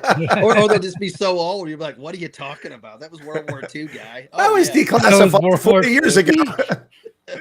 Yeah. I mean, it may make for an interesting book to write you down the road for those people who like that type of things, but Yeah, I suppose. But good. You speak of titles, one of my titles when I was at the White House military was Vice Presidential Communications Officer. Now, people don't know what that means. It sounds like sounds impressive, man. Yeah, he's right there in the ear of the vice president on everything communication. Let's get it in front of him. And it's like, wait a minute. Technical communication, completely different. Continuity of the government, continuity of the presidency, all this stuff. Then you start getting into the jargon. They're like, you're not the guy we thought you were. I'm like, no, I'm not a staffer. I'm not an appointee in any way, and I'll be there whenever the next administration comes in, if I'm still assigned there. Well, it's funny because people don't know about things. Excuse me. They assume all sorts of things about titles. So, for instance, I was when I enlisted in the Army, one of the specialties offered to me, which I finally took, was multi-channel communications equipment operator. Oh yeah, ooh, that sounds sexy. That sounds like 31 Mike sounds like so much into that. Yeah, I mean, after about 8 months of doing that job, I was better than most people in my battalion, and we could train chimpanzees to do it at that stage, But that's one thing. And then the other one was, what was the other one I was trying to think of here? Oh yeah, so I had these detractors that I started attacking my social media accounts, and they claimed that I worked for the CIA. And the basis for that was that they had a copy from a webpage of the Energy in Africa convention in Denver, Colorado, that I was invited to 2 years in a row. And I was a guest speaker there, and I provided them with a biography so people knew who I was. And the biography included, my roles working as chief of Office Security Cooperation. So these people that know nothing about the CIA and know nothing about what security is and what security cooperation is, took that and then created a false narrative that I was a secret agent for the CIA because, see, it's right there in my title. Chief of Security Cooperation. Yes, of course. Yes, I've worked hand in hand with the CIA on a regular basis for sure. It doesn't mean the CIA. Yeah, I have a passport. My alternate name is Jason Bourne. Yeah, right. Watch out now. Yeah, but it is funny, like people put the CIA on some sort of like pedestal, being whatever. It's like they're not James Bond, for crying out loud. Let's stop that. They have a handful of people who do things like that. When I say a handful, I mean a handful. Very few. Yeah. Right. And but most are former military, some of the direct action folks, for sure. Right. There aren't many of those people though. And most of what the CIA does is rather mundane, simple things. Oh, it's ironic. A lot of it's open source, read between the lines stuff. Well, I mean, the World Factbook is compiled by the CIA. Yeah.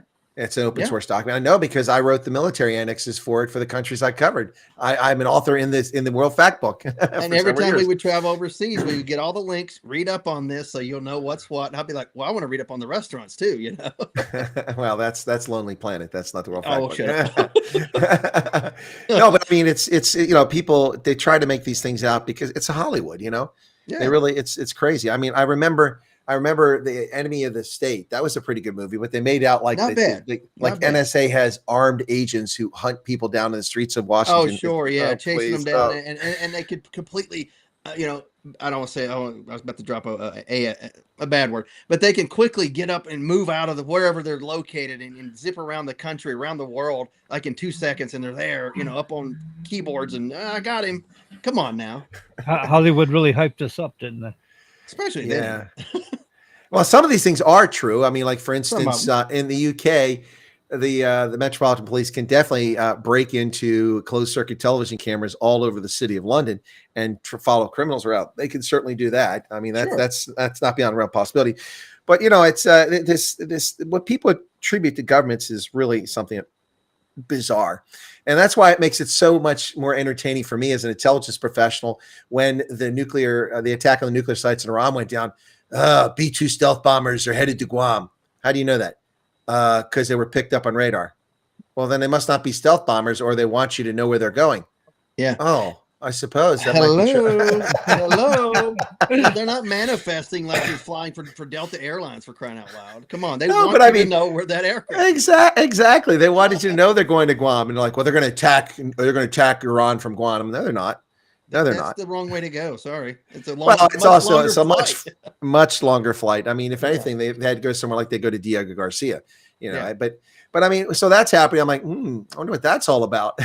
And meantime, they took off from Whiteman and they're flying the other direction there. Yeah. No, it's fun. People, they're stealth bombers. Oh, they are, and you know where they're at. Okay, all right. I guess they're not in stealth mode. They must not be in whisper mode. Yeah, whisper mode. The black helicopter. I love it. That's true, right?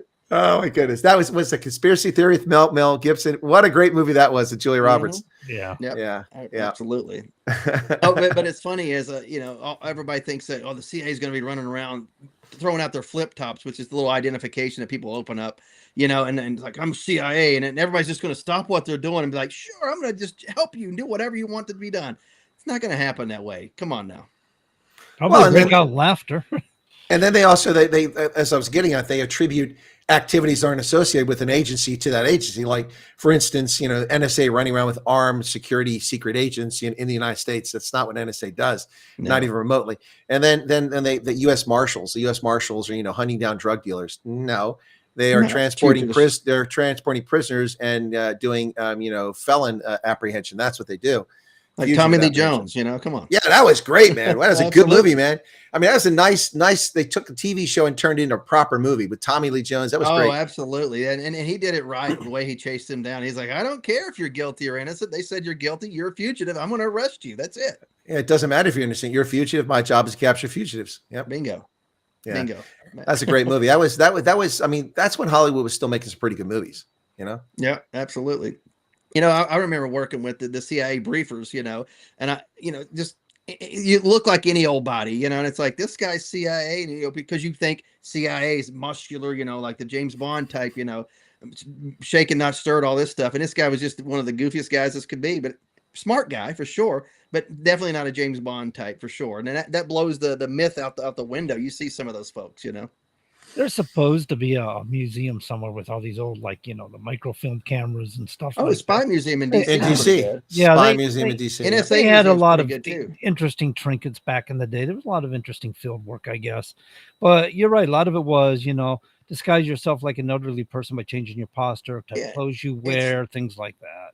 Most of the stuff is intel work anyways, not direct action stuff, because you don't want to be caught. You just want to be able to do the job, blend in, and move on. But if you were tailing somebody or something like that, and I don't know if CIA does that or not, or FBI probably does, if they're doing field work investigations or something on somebody. But usually I don't think they're just walking in the streets and in disguise or anything. I think it's like, you might be sitting in a motel room with a camera or something, or audio devices, trying to capture some of their conversation, like police work or something, when they're trying to capture gangs or something.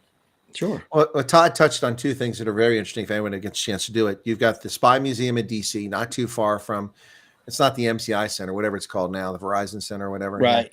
Yeah, near China, in Chinatown. Yeah, Chinatown, proper name, by the way. It's what it's called. Yeah. Yeah. So that's there. It's a private foundation. And then he mentioned NSA. There's at a former restaurant or hotel, just on the Baltimore Washington Parkway, just right next to the National Security Agency is that museum, and that one is worth going to. The one, the Spy Museum in DC is tough because there's usually a queue, especially in the summertime, for people getting in there, and it's not cheap. That one outside of Fort Meade is interesting because they have the Venona Project, which was declassified. For those not familiar with the Venona Project, that is the intercepts and the information collected on the Rosenbergs, who were treasonous and betrayed this country. And to this day, their children say that they were scapegoats. Now we have them caught red-handed. For decades, the U.S. government had to put up with the nonsense that we executed the people wrongly. It was a false conviction. No, they were guilty as sin. They were big, and the Venona Project, all this stuff is declassified, and it's pretty cool to go see it. You can actually see the stuff that was involved in what they did, how they betrayed this nation, helping the nuclear bomb, the hydrogen bomb, get to the Soviets. Right, and both were put to death by the U.S. Right. Mm-hmm. How many people for treason that we know of has been put to death for that? And since we're talking about Obama and treason and all this, not many, very few. And how many people have really been found guilty, especially in a modern court of law in the U.S.? Not many as well, right? No, not many. I mean, and so I was asking my program today, what's the worst case of treason ever? And without hesitating, I said Benedict Arnold. Yeah. Benedict Arnold, in my view, is the worst case of treason in this country's history. I mean, he was one of the most trusted generals, and he was angry because he was being passed over and not given the attention he felt he was entitled to. He was rather arrogant. And he betrayed this nation and nearly cost us our liberty. And so Benedict Arnold, I think, is the worst betrayal ever. Yeah, and he didn't betray us for high ideas. He did it for ego and money and status, right? Yes, he Basically, became his wife was part of that too, by the way. He became it. Yeah, she egged him on. Became a general in the British forces. I think she was British, if I'm not mistaken. I believe, or at least a Tory for sure. Yeah. Being self-serving, but I believe it bit him in the hindquarters at the end because the British didn't want anything to do with him either. No, he was ostracized when he went to London, right, and lived over there. Yeah, they were like, "Yeah, we got no use for you. You turned goat on them." What are you going to do to us? You know, the only thing we honor about him is his leg that he lost, right?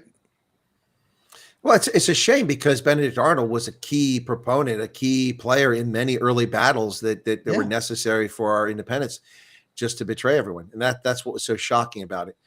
But yeah, I mean, his name goes down in infamy. Calling people Benedict Arnold. We still say that today for traitors. You Benedict Arnold. Exactly. It's like, no, I just disagreed with you. You were a traitor. Yeah, no, seriously. I mean, that's a lasting legacy right there. Yeah. Right.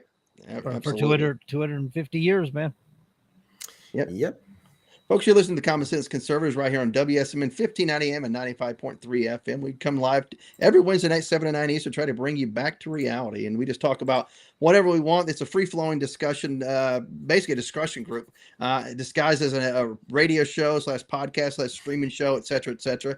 Actually, it is all those things and more, I think. We got some big-brained individuals, and, of course, occasionally we have some people who aren't so big-brained and make some snidely comments. Other than that, we got a great group here, and at the same time, we got great listeners around the world, and I truly appreciate you guys. I know everybody else here does as well, for sure. Well, we've got trade deals galore now. The deadline is August 1st. We've got one with Indonesia, 19% tariffs on Indonesia. They're happy with that. Well, happy as they can be. Right. Japan got theirs lowered from 25 to 15%, and the quotas on U.S. automobiles has been lifted, although 50 years of quotas has done the damage. I don't know how many American cars will be bought there now, but now there aren't quotas, and that's really good news for the U.S. So 15% in Japan. So Indonesia, Japan. I don't know if we got the India done yet. We got UK done. We've got several others. So they're coming, and it's happening. A lot of people not really paying attention, but it's happening. But you think about what is a couple months ago, he did the big tariff thing and announced that on the South Lawn. People were up in arms about it, and all of a sudden, all these countries started to come to the table. Click, click, click, deal. And now all of a sudden, the left, especially the media, they have nothing to say on that. So now they have to figure out something else to go after him on, right? Yeah, exactly. But they're losers for sure, without a doubt. The news media in our country, by and large. Oh, they're trying to defend Obama. Yeah, well, of course. I mean, here's a guy that's probably going to. I don't know that he's going to go to jail or anything like that, but a lot of stuff's probably going to come out, and they're going to have to contort themselves to defend this guy for sure.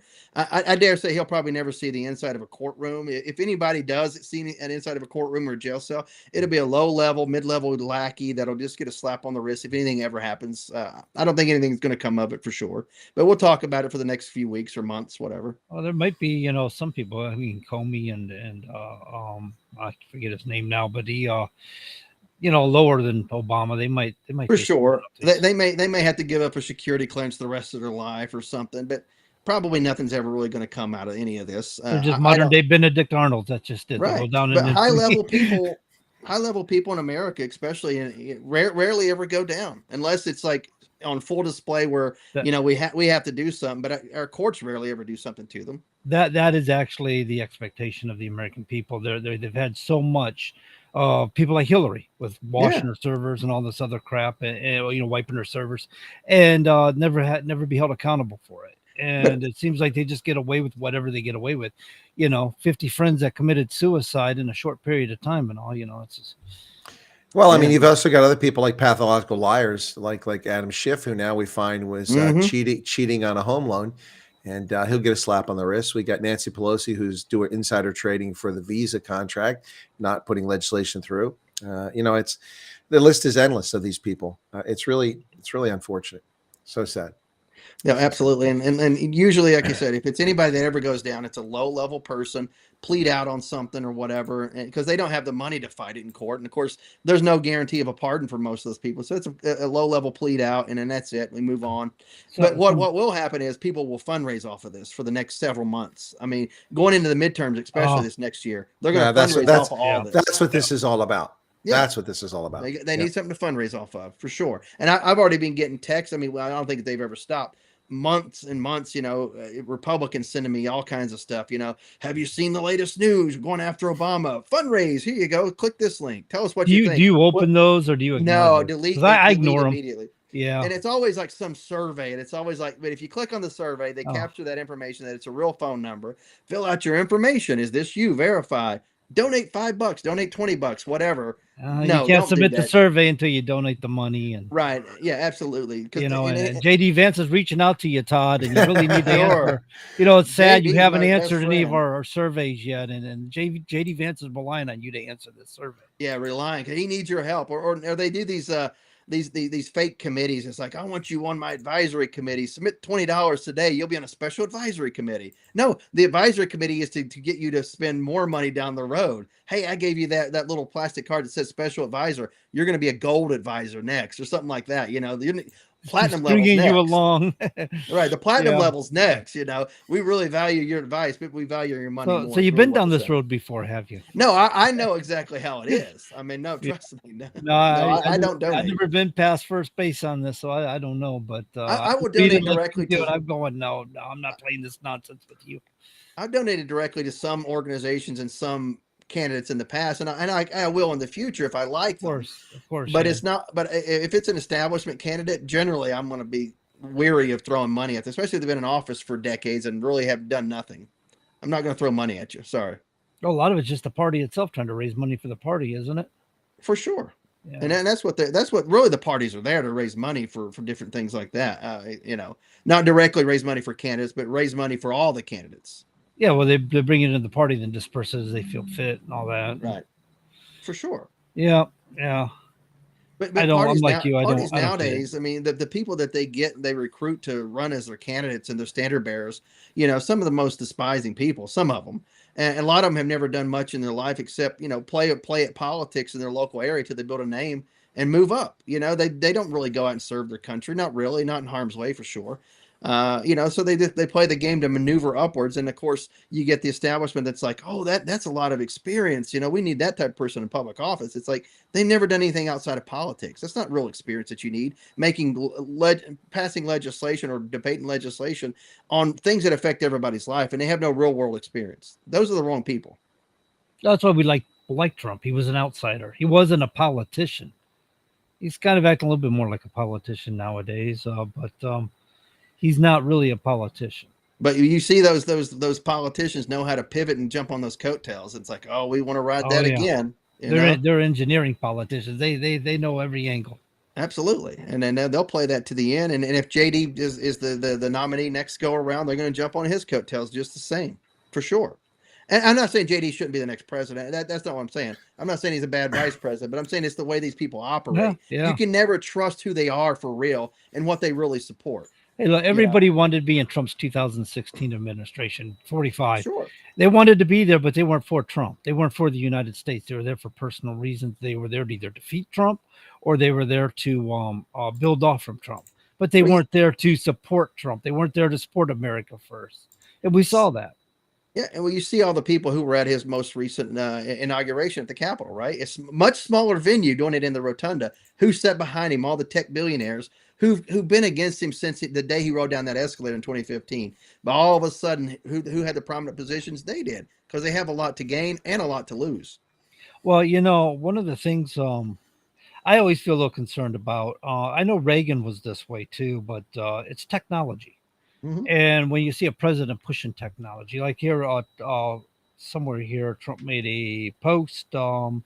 President Trump at AI Summit. America is the country that started the AI race and will win it. I mean, should they really be pushing on all this stuff? I know a lot of corporations are pushing on it very hard. And here's Trump right there with them on it. Do you think he should be pushing? I mean, have you had any real experience with AI, and do you really trust it? Shh. They're going to hear us. John, they will hear us. Be careful. Well, I sit there and play with chat. John, there's a drone behind you. There's a drone behind you. Don't turn around. Yeah, I can't hear the whisper, quiet Black Hawk helicopter hovering here on the second floor. I think AI, if used properly, and I think the Colonel will probably agree, it is if you use it to do things that takes human beings a long time to do, like say write code, something like that. That's fine, but we have to be responsible with it. Don't let it just take over every aspect of your life and just run things. You need a human being there to make those, right and wrong decisions, if you will, especially when it comes down to a moral decision. We're talking about creating robots that can go out and do law enforcement and can shoot and kill people. We're talking about that now. I mean, this is dangerous. Yeah, stuff. This is RoboCop happening today. Yeah. Right. I think it's dangerous too, and I'm really concerned about it because it's I think it's a fallible technology to begin with. The technology may not be there now with regards to robotics to be like, say, RoboCop, but we'll get to that point one way or another that there's going to be some sort of drone that's going to be out making decisions on the street, and at some point they're going to be autonomous, and at some point they're going to arm them, and it's very dangerous. Yeah, Skynet. It's very dangerous. Yeah. So I use AI. I use for very specific purposes. Sure. Primarily, I use it to generate thumbnails for my content because I'm not an artist. I have no artistic skills, but I have ideas, and I can dream up an idea what I want to look like, and I can put that into an AI machine like Gemini or ChatGPT, but Gemini is even better. And the product that comes out most times is pretty much what I want it to be. But they want you to pay tons of money if you want to have more tools, and sometimes they make mistakes intentionally so that you want to go subscribe. Like I made an image of someone sitting in a palatial house in Santon with a typewriter on the screen or a laptop, and on the screen it said something I wanted to say, and he's smiling, and they put a golf club to show he's rich, but they put two club heads on the golf club, so each end has a head on it. So AI did that. So but I mean, and I did another one where I was trying to convey Obama and Biden conspiring against Trump, and then Trump's in Butler, he's standing up on stage, and he's got his crowd out there in Butler, Pennsylvania, and then the ghost of Epstein is floating over Trump, and that actually came out pretty well. And I also use it to generate music. I've got my own record label. It's DJ Silver Eagle now. That's not a joke, folks. It's true. DJ Silver Eagle, and I've on 20 plus platforms. I've a label distributor, and they distribute my music on Spotify and Amazon for sale, and iTunes and Apple Music, Weezer, and all these places. And I've got a growing audience over there from AI. I use one of the AI generators. I pay for the service, so I have the rights to the music. Right. I pick the genre, whether it's rap, hip hop, country, pop, synthesizer, new wave. Right. I pick the genre. I pick who's going to do the vocals. And then I'm a big fan of the saxophone. So sometimes I'll if it's the right kind of lyrics, I'll sax solo in there. So that comes in. And then I give it some keywords and phrases, and boom. And in a minute or so, it spits out a pretty incredible song. It's been pretty good so far. I've had some really good songs that have come out of it. And so I do use artificial intelligence for things like that. Frankly, I got to tell you, and we're talking about letting artificial intelligence be autonomous and be self-thinking. I'm way against that because I'm seeing how how good artificial intelligence is at these early stages at producing music and lyrics that make sense.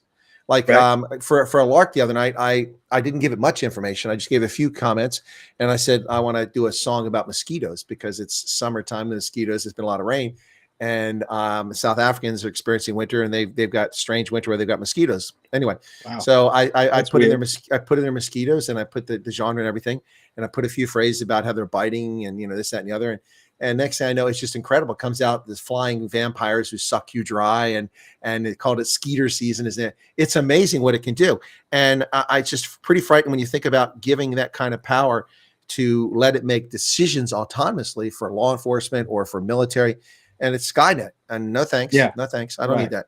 No. Yeah, I agree with you. And of course, John would agree. We don't want artificial intelligence driving our trucks, right? Well, or platooning our trucks out there. I mean, come on. There's a lot of issues about that, and I did hear Secretary Duffy say when he was sworn in that he was going. The United States of America needs to lead when it comes to autonomous vehicles. And one of my issues about the trucking industry going autonomous is the FMCSA, the United States Department of Transportation, has faulted the American truck drivers, the human truck drivers throughout the years, like not giving them enough parking spaces, requiring them to shut down after certain hours and stuff, but never allowing them a parking space. And then they're getting fined on the side of the road because they're parked in rest areas or parked in the exit ramps and off ramps. And they're make-believe in parking spaces because they can't do anything else. They got nowhere to go. And if they go to a municipality, or a town or a city, and they park at Walmart's now is booting them or having them boot with towing companies because the cities are finding Walmart for having big trucks and RV overnight parking. So, I mean, there's this attack on human drivers. They fault what you do. They create an hours of service rule so you can't do anything you need to do. Then they turn around and they don't create the parking you need. It's all these things that they put on you. Then they create the ELD to force you to have to use the hours of service rules according to how they tell you to use it. So now you're got the screws turned to you some more. So anyway, now they turn around and say, but we have a solution. We're going to replace them with autonomous trucks. Right. That is crap. That's not how you treat the American people. But that's it's what governments nonsense. do. Governments create the problem and then say, well, we got the solution though, right? But we the solution is don't people. allow governments to try to solve the problem to start with, right? We are the people. They're Allow the supposed to private market serve to us, do it. not corporations. They're supposed to serve us, not artificial intelligence. And that's not what they're doing. And I fault Trump for that too. I'm sorry. I like Trump. I like a lot of what Trump's doing. I'm 99% there with Trump. But when it comes to technologies, I think he's on the wrong path. Pave a way for the American people first, not corporations and not technology. Right. Do you think a lot of that has to do with the fact that he's older and don't really understand a lot of the technology that we have nowadays? No, I think it has a lot to do with the fact that there's a future in technology for economy.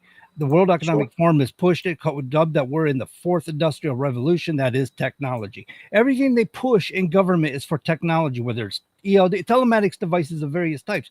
You in your car don't realize how well tracked you are. You don't realize your car is so unaffordable right now. And they said that in the 2025 plan is that there will come a time when people can't afford to buy cars anymore because they're putting so much technology in there that the technology makes it too expensive to drive. And if you look at cars today, I got 2010 Dodge Ram, get 16 miles per gallon, 18 or so, right around there. It's not much more than what the Dodge Ram would have got in 1985. You'd think with all this technology, you'd be getting these buku miles per gallon and stuff. Right. Now, it's really not made much of a difference to warrant the cost of the car. It doesn't. But the technology, because of the patents, chips, this and and the that, BS, right. and all the cost of building these cars now with the technology is incredible. So they're outbidding us. And quite frankly, people's wages aren't keeping up with inflation. So there's this gap growing. So people are being faulted in the United States of America because of partly because of technology, and another part because of poor governance. They don't put Americans first. They don't put people first. They put corporations first, and they put the technology that corporations are creating first, trying to force an economy on us.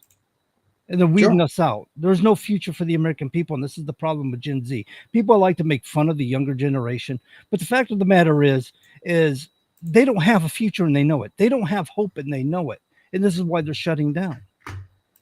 And listen to them, they'll tell you that. Right.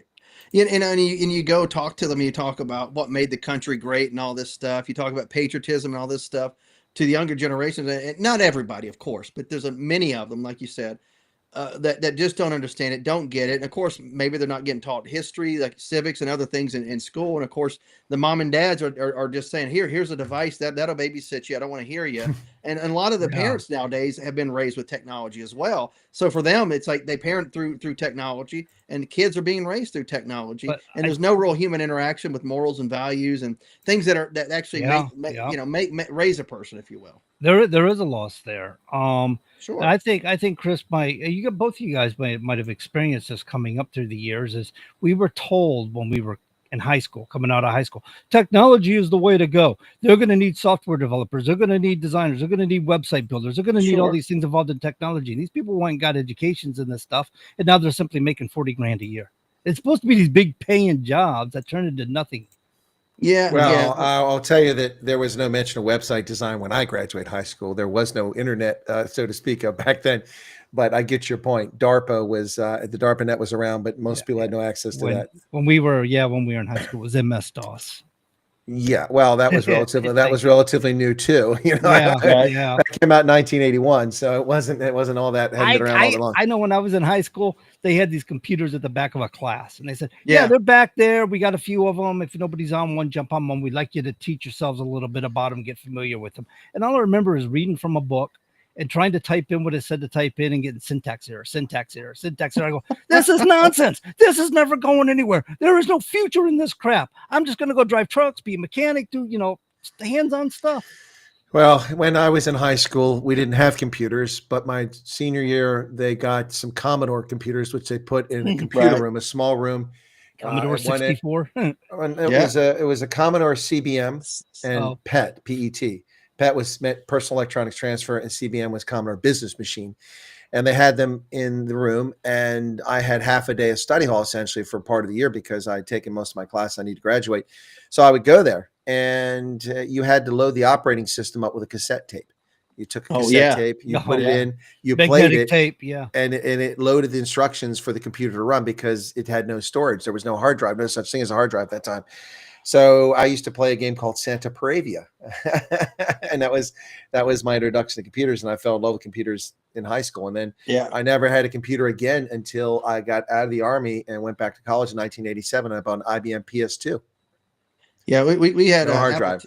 Apple II's middle school computer class, and you'd learn a few little things. Actually, my next door neighbor at the time, he's passed away, and his wife passed away now, and actually his son's passed away, for crying out loud. Wow! But he grew up right next to my computer teacher, so I used to go down there as a kid and play on some of the computers he had in the basement. And then we got a Commodore 64. Played at Oregon Trail a lot in middle school. That was fun. Dying of whatever disease you would die of, dysentery or usually.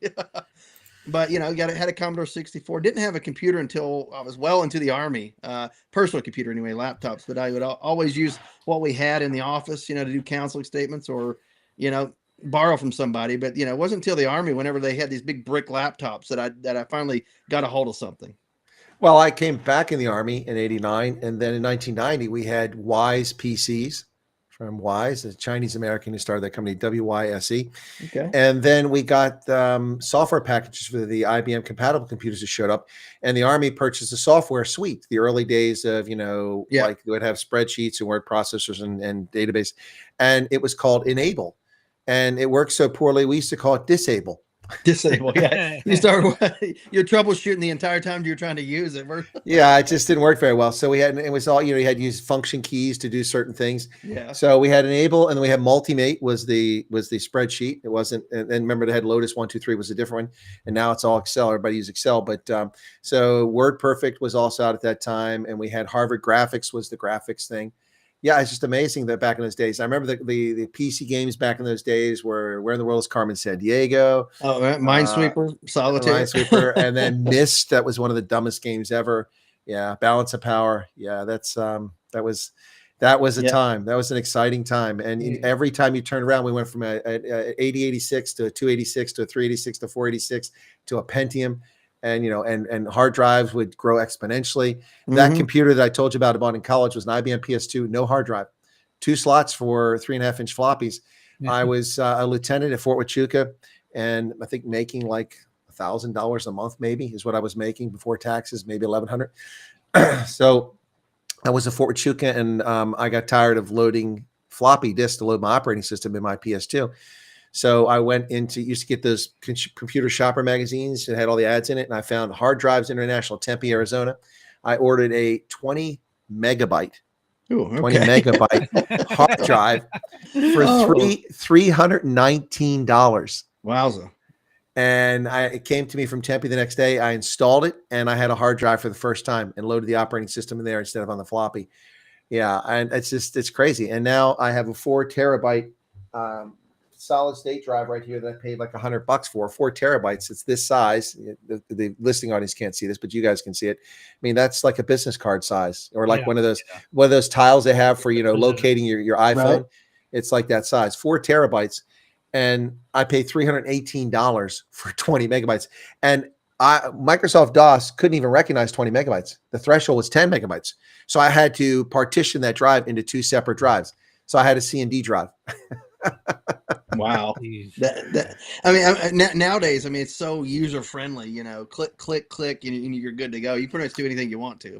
It's truly plug and play now. It wasn't for a long time. Yeah. You used to have to go into computers and change the jumpers and switch the jumpers. Oh gosh.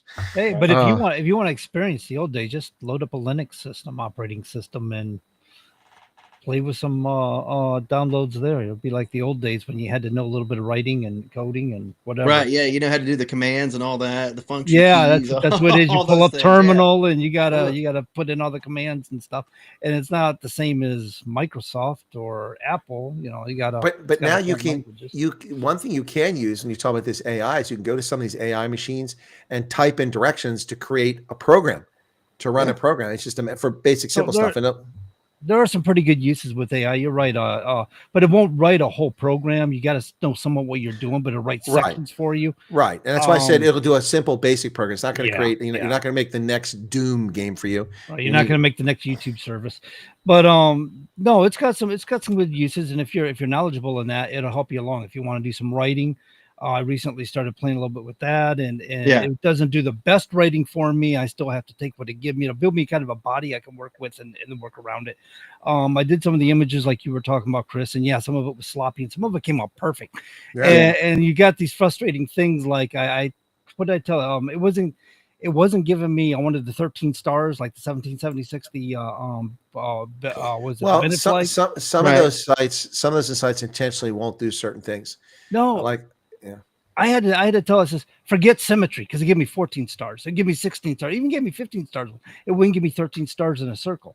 And I'm like, finally, I gave it the order, forget symmetry, give me 13. And they gave it to me. I'm like, okay. So you kind of got to figure out what to say to things. But one of the things I noticed is got a little disclaimer into there that not all information may be accurate. So if you're researching through it, and what I've noticed is, so I do some of the chat with it, and I've noticed that it's only pulling information off the internet. So if you got people like say Biden administration, when all this stuff was coming out, all this false information and things like that, that's what it's going to pull, and that's the information it's going to deliver to you. It's not going to do anything. And that is a problem, because the information isn't vetted, garbage in, garbage out. That's a major problem with this sort of. And YouTube, I know we're about to run up on the end of the show here, but YouTube with all those AI commercials. And it's so obvious that it's AI, and the voice is a little off, and it's usually the same voice used on multiple, characters or whatever. But the picture is basically a real person, but they just kind of changed the voice, if you will. So like, say one of the Dr. Drew as an example, they use his face a lot, and it's like his voice, but it's just a little off. It's not really his voice. It's AI generated. And they're trying to sell you all kinds of stuff as examples. Well, most of the videos I see, Joe Biden's voice is a little bit off. Are you trying to tell me he's AI? Is it really Joe Biden? Bum, bum, bum.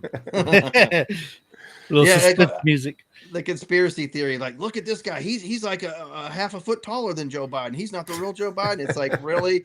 They would have a look like be a half a foot taller. I don't think that was how they would do that. They're not that stupid, I don't think. Yeah. Yeah. But you're right. It does have some uses there, Chris, and it can be fun to play with if you got the time. It can be entertaining. But I don't know how I feel about the future with AI. I know there was a lady, My Robot Life on TikTok, I found, and they bought a robot for like almost $22,000, what they sell for. And that comes without the hands. If you want the hands, you got to spend another $9,500. This is the cheap version. They got them up to like $200,000 and stuff. And she's sitting there talking about, well, he's warming up. And All right, folks. We'll be back next week, 7 to 9 Eastern, right here on WSM 1590 AM and 95.3 FM. Until then, take care and God bless.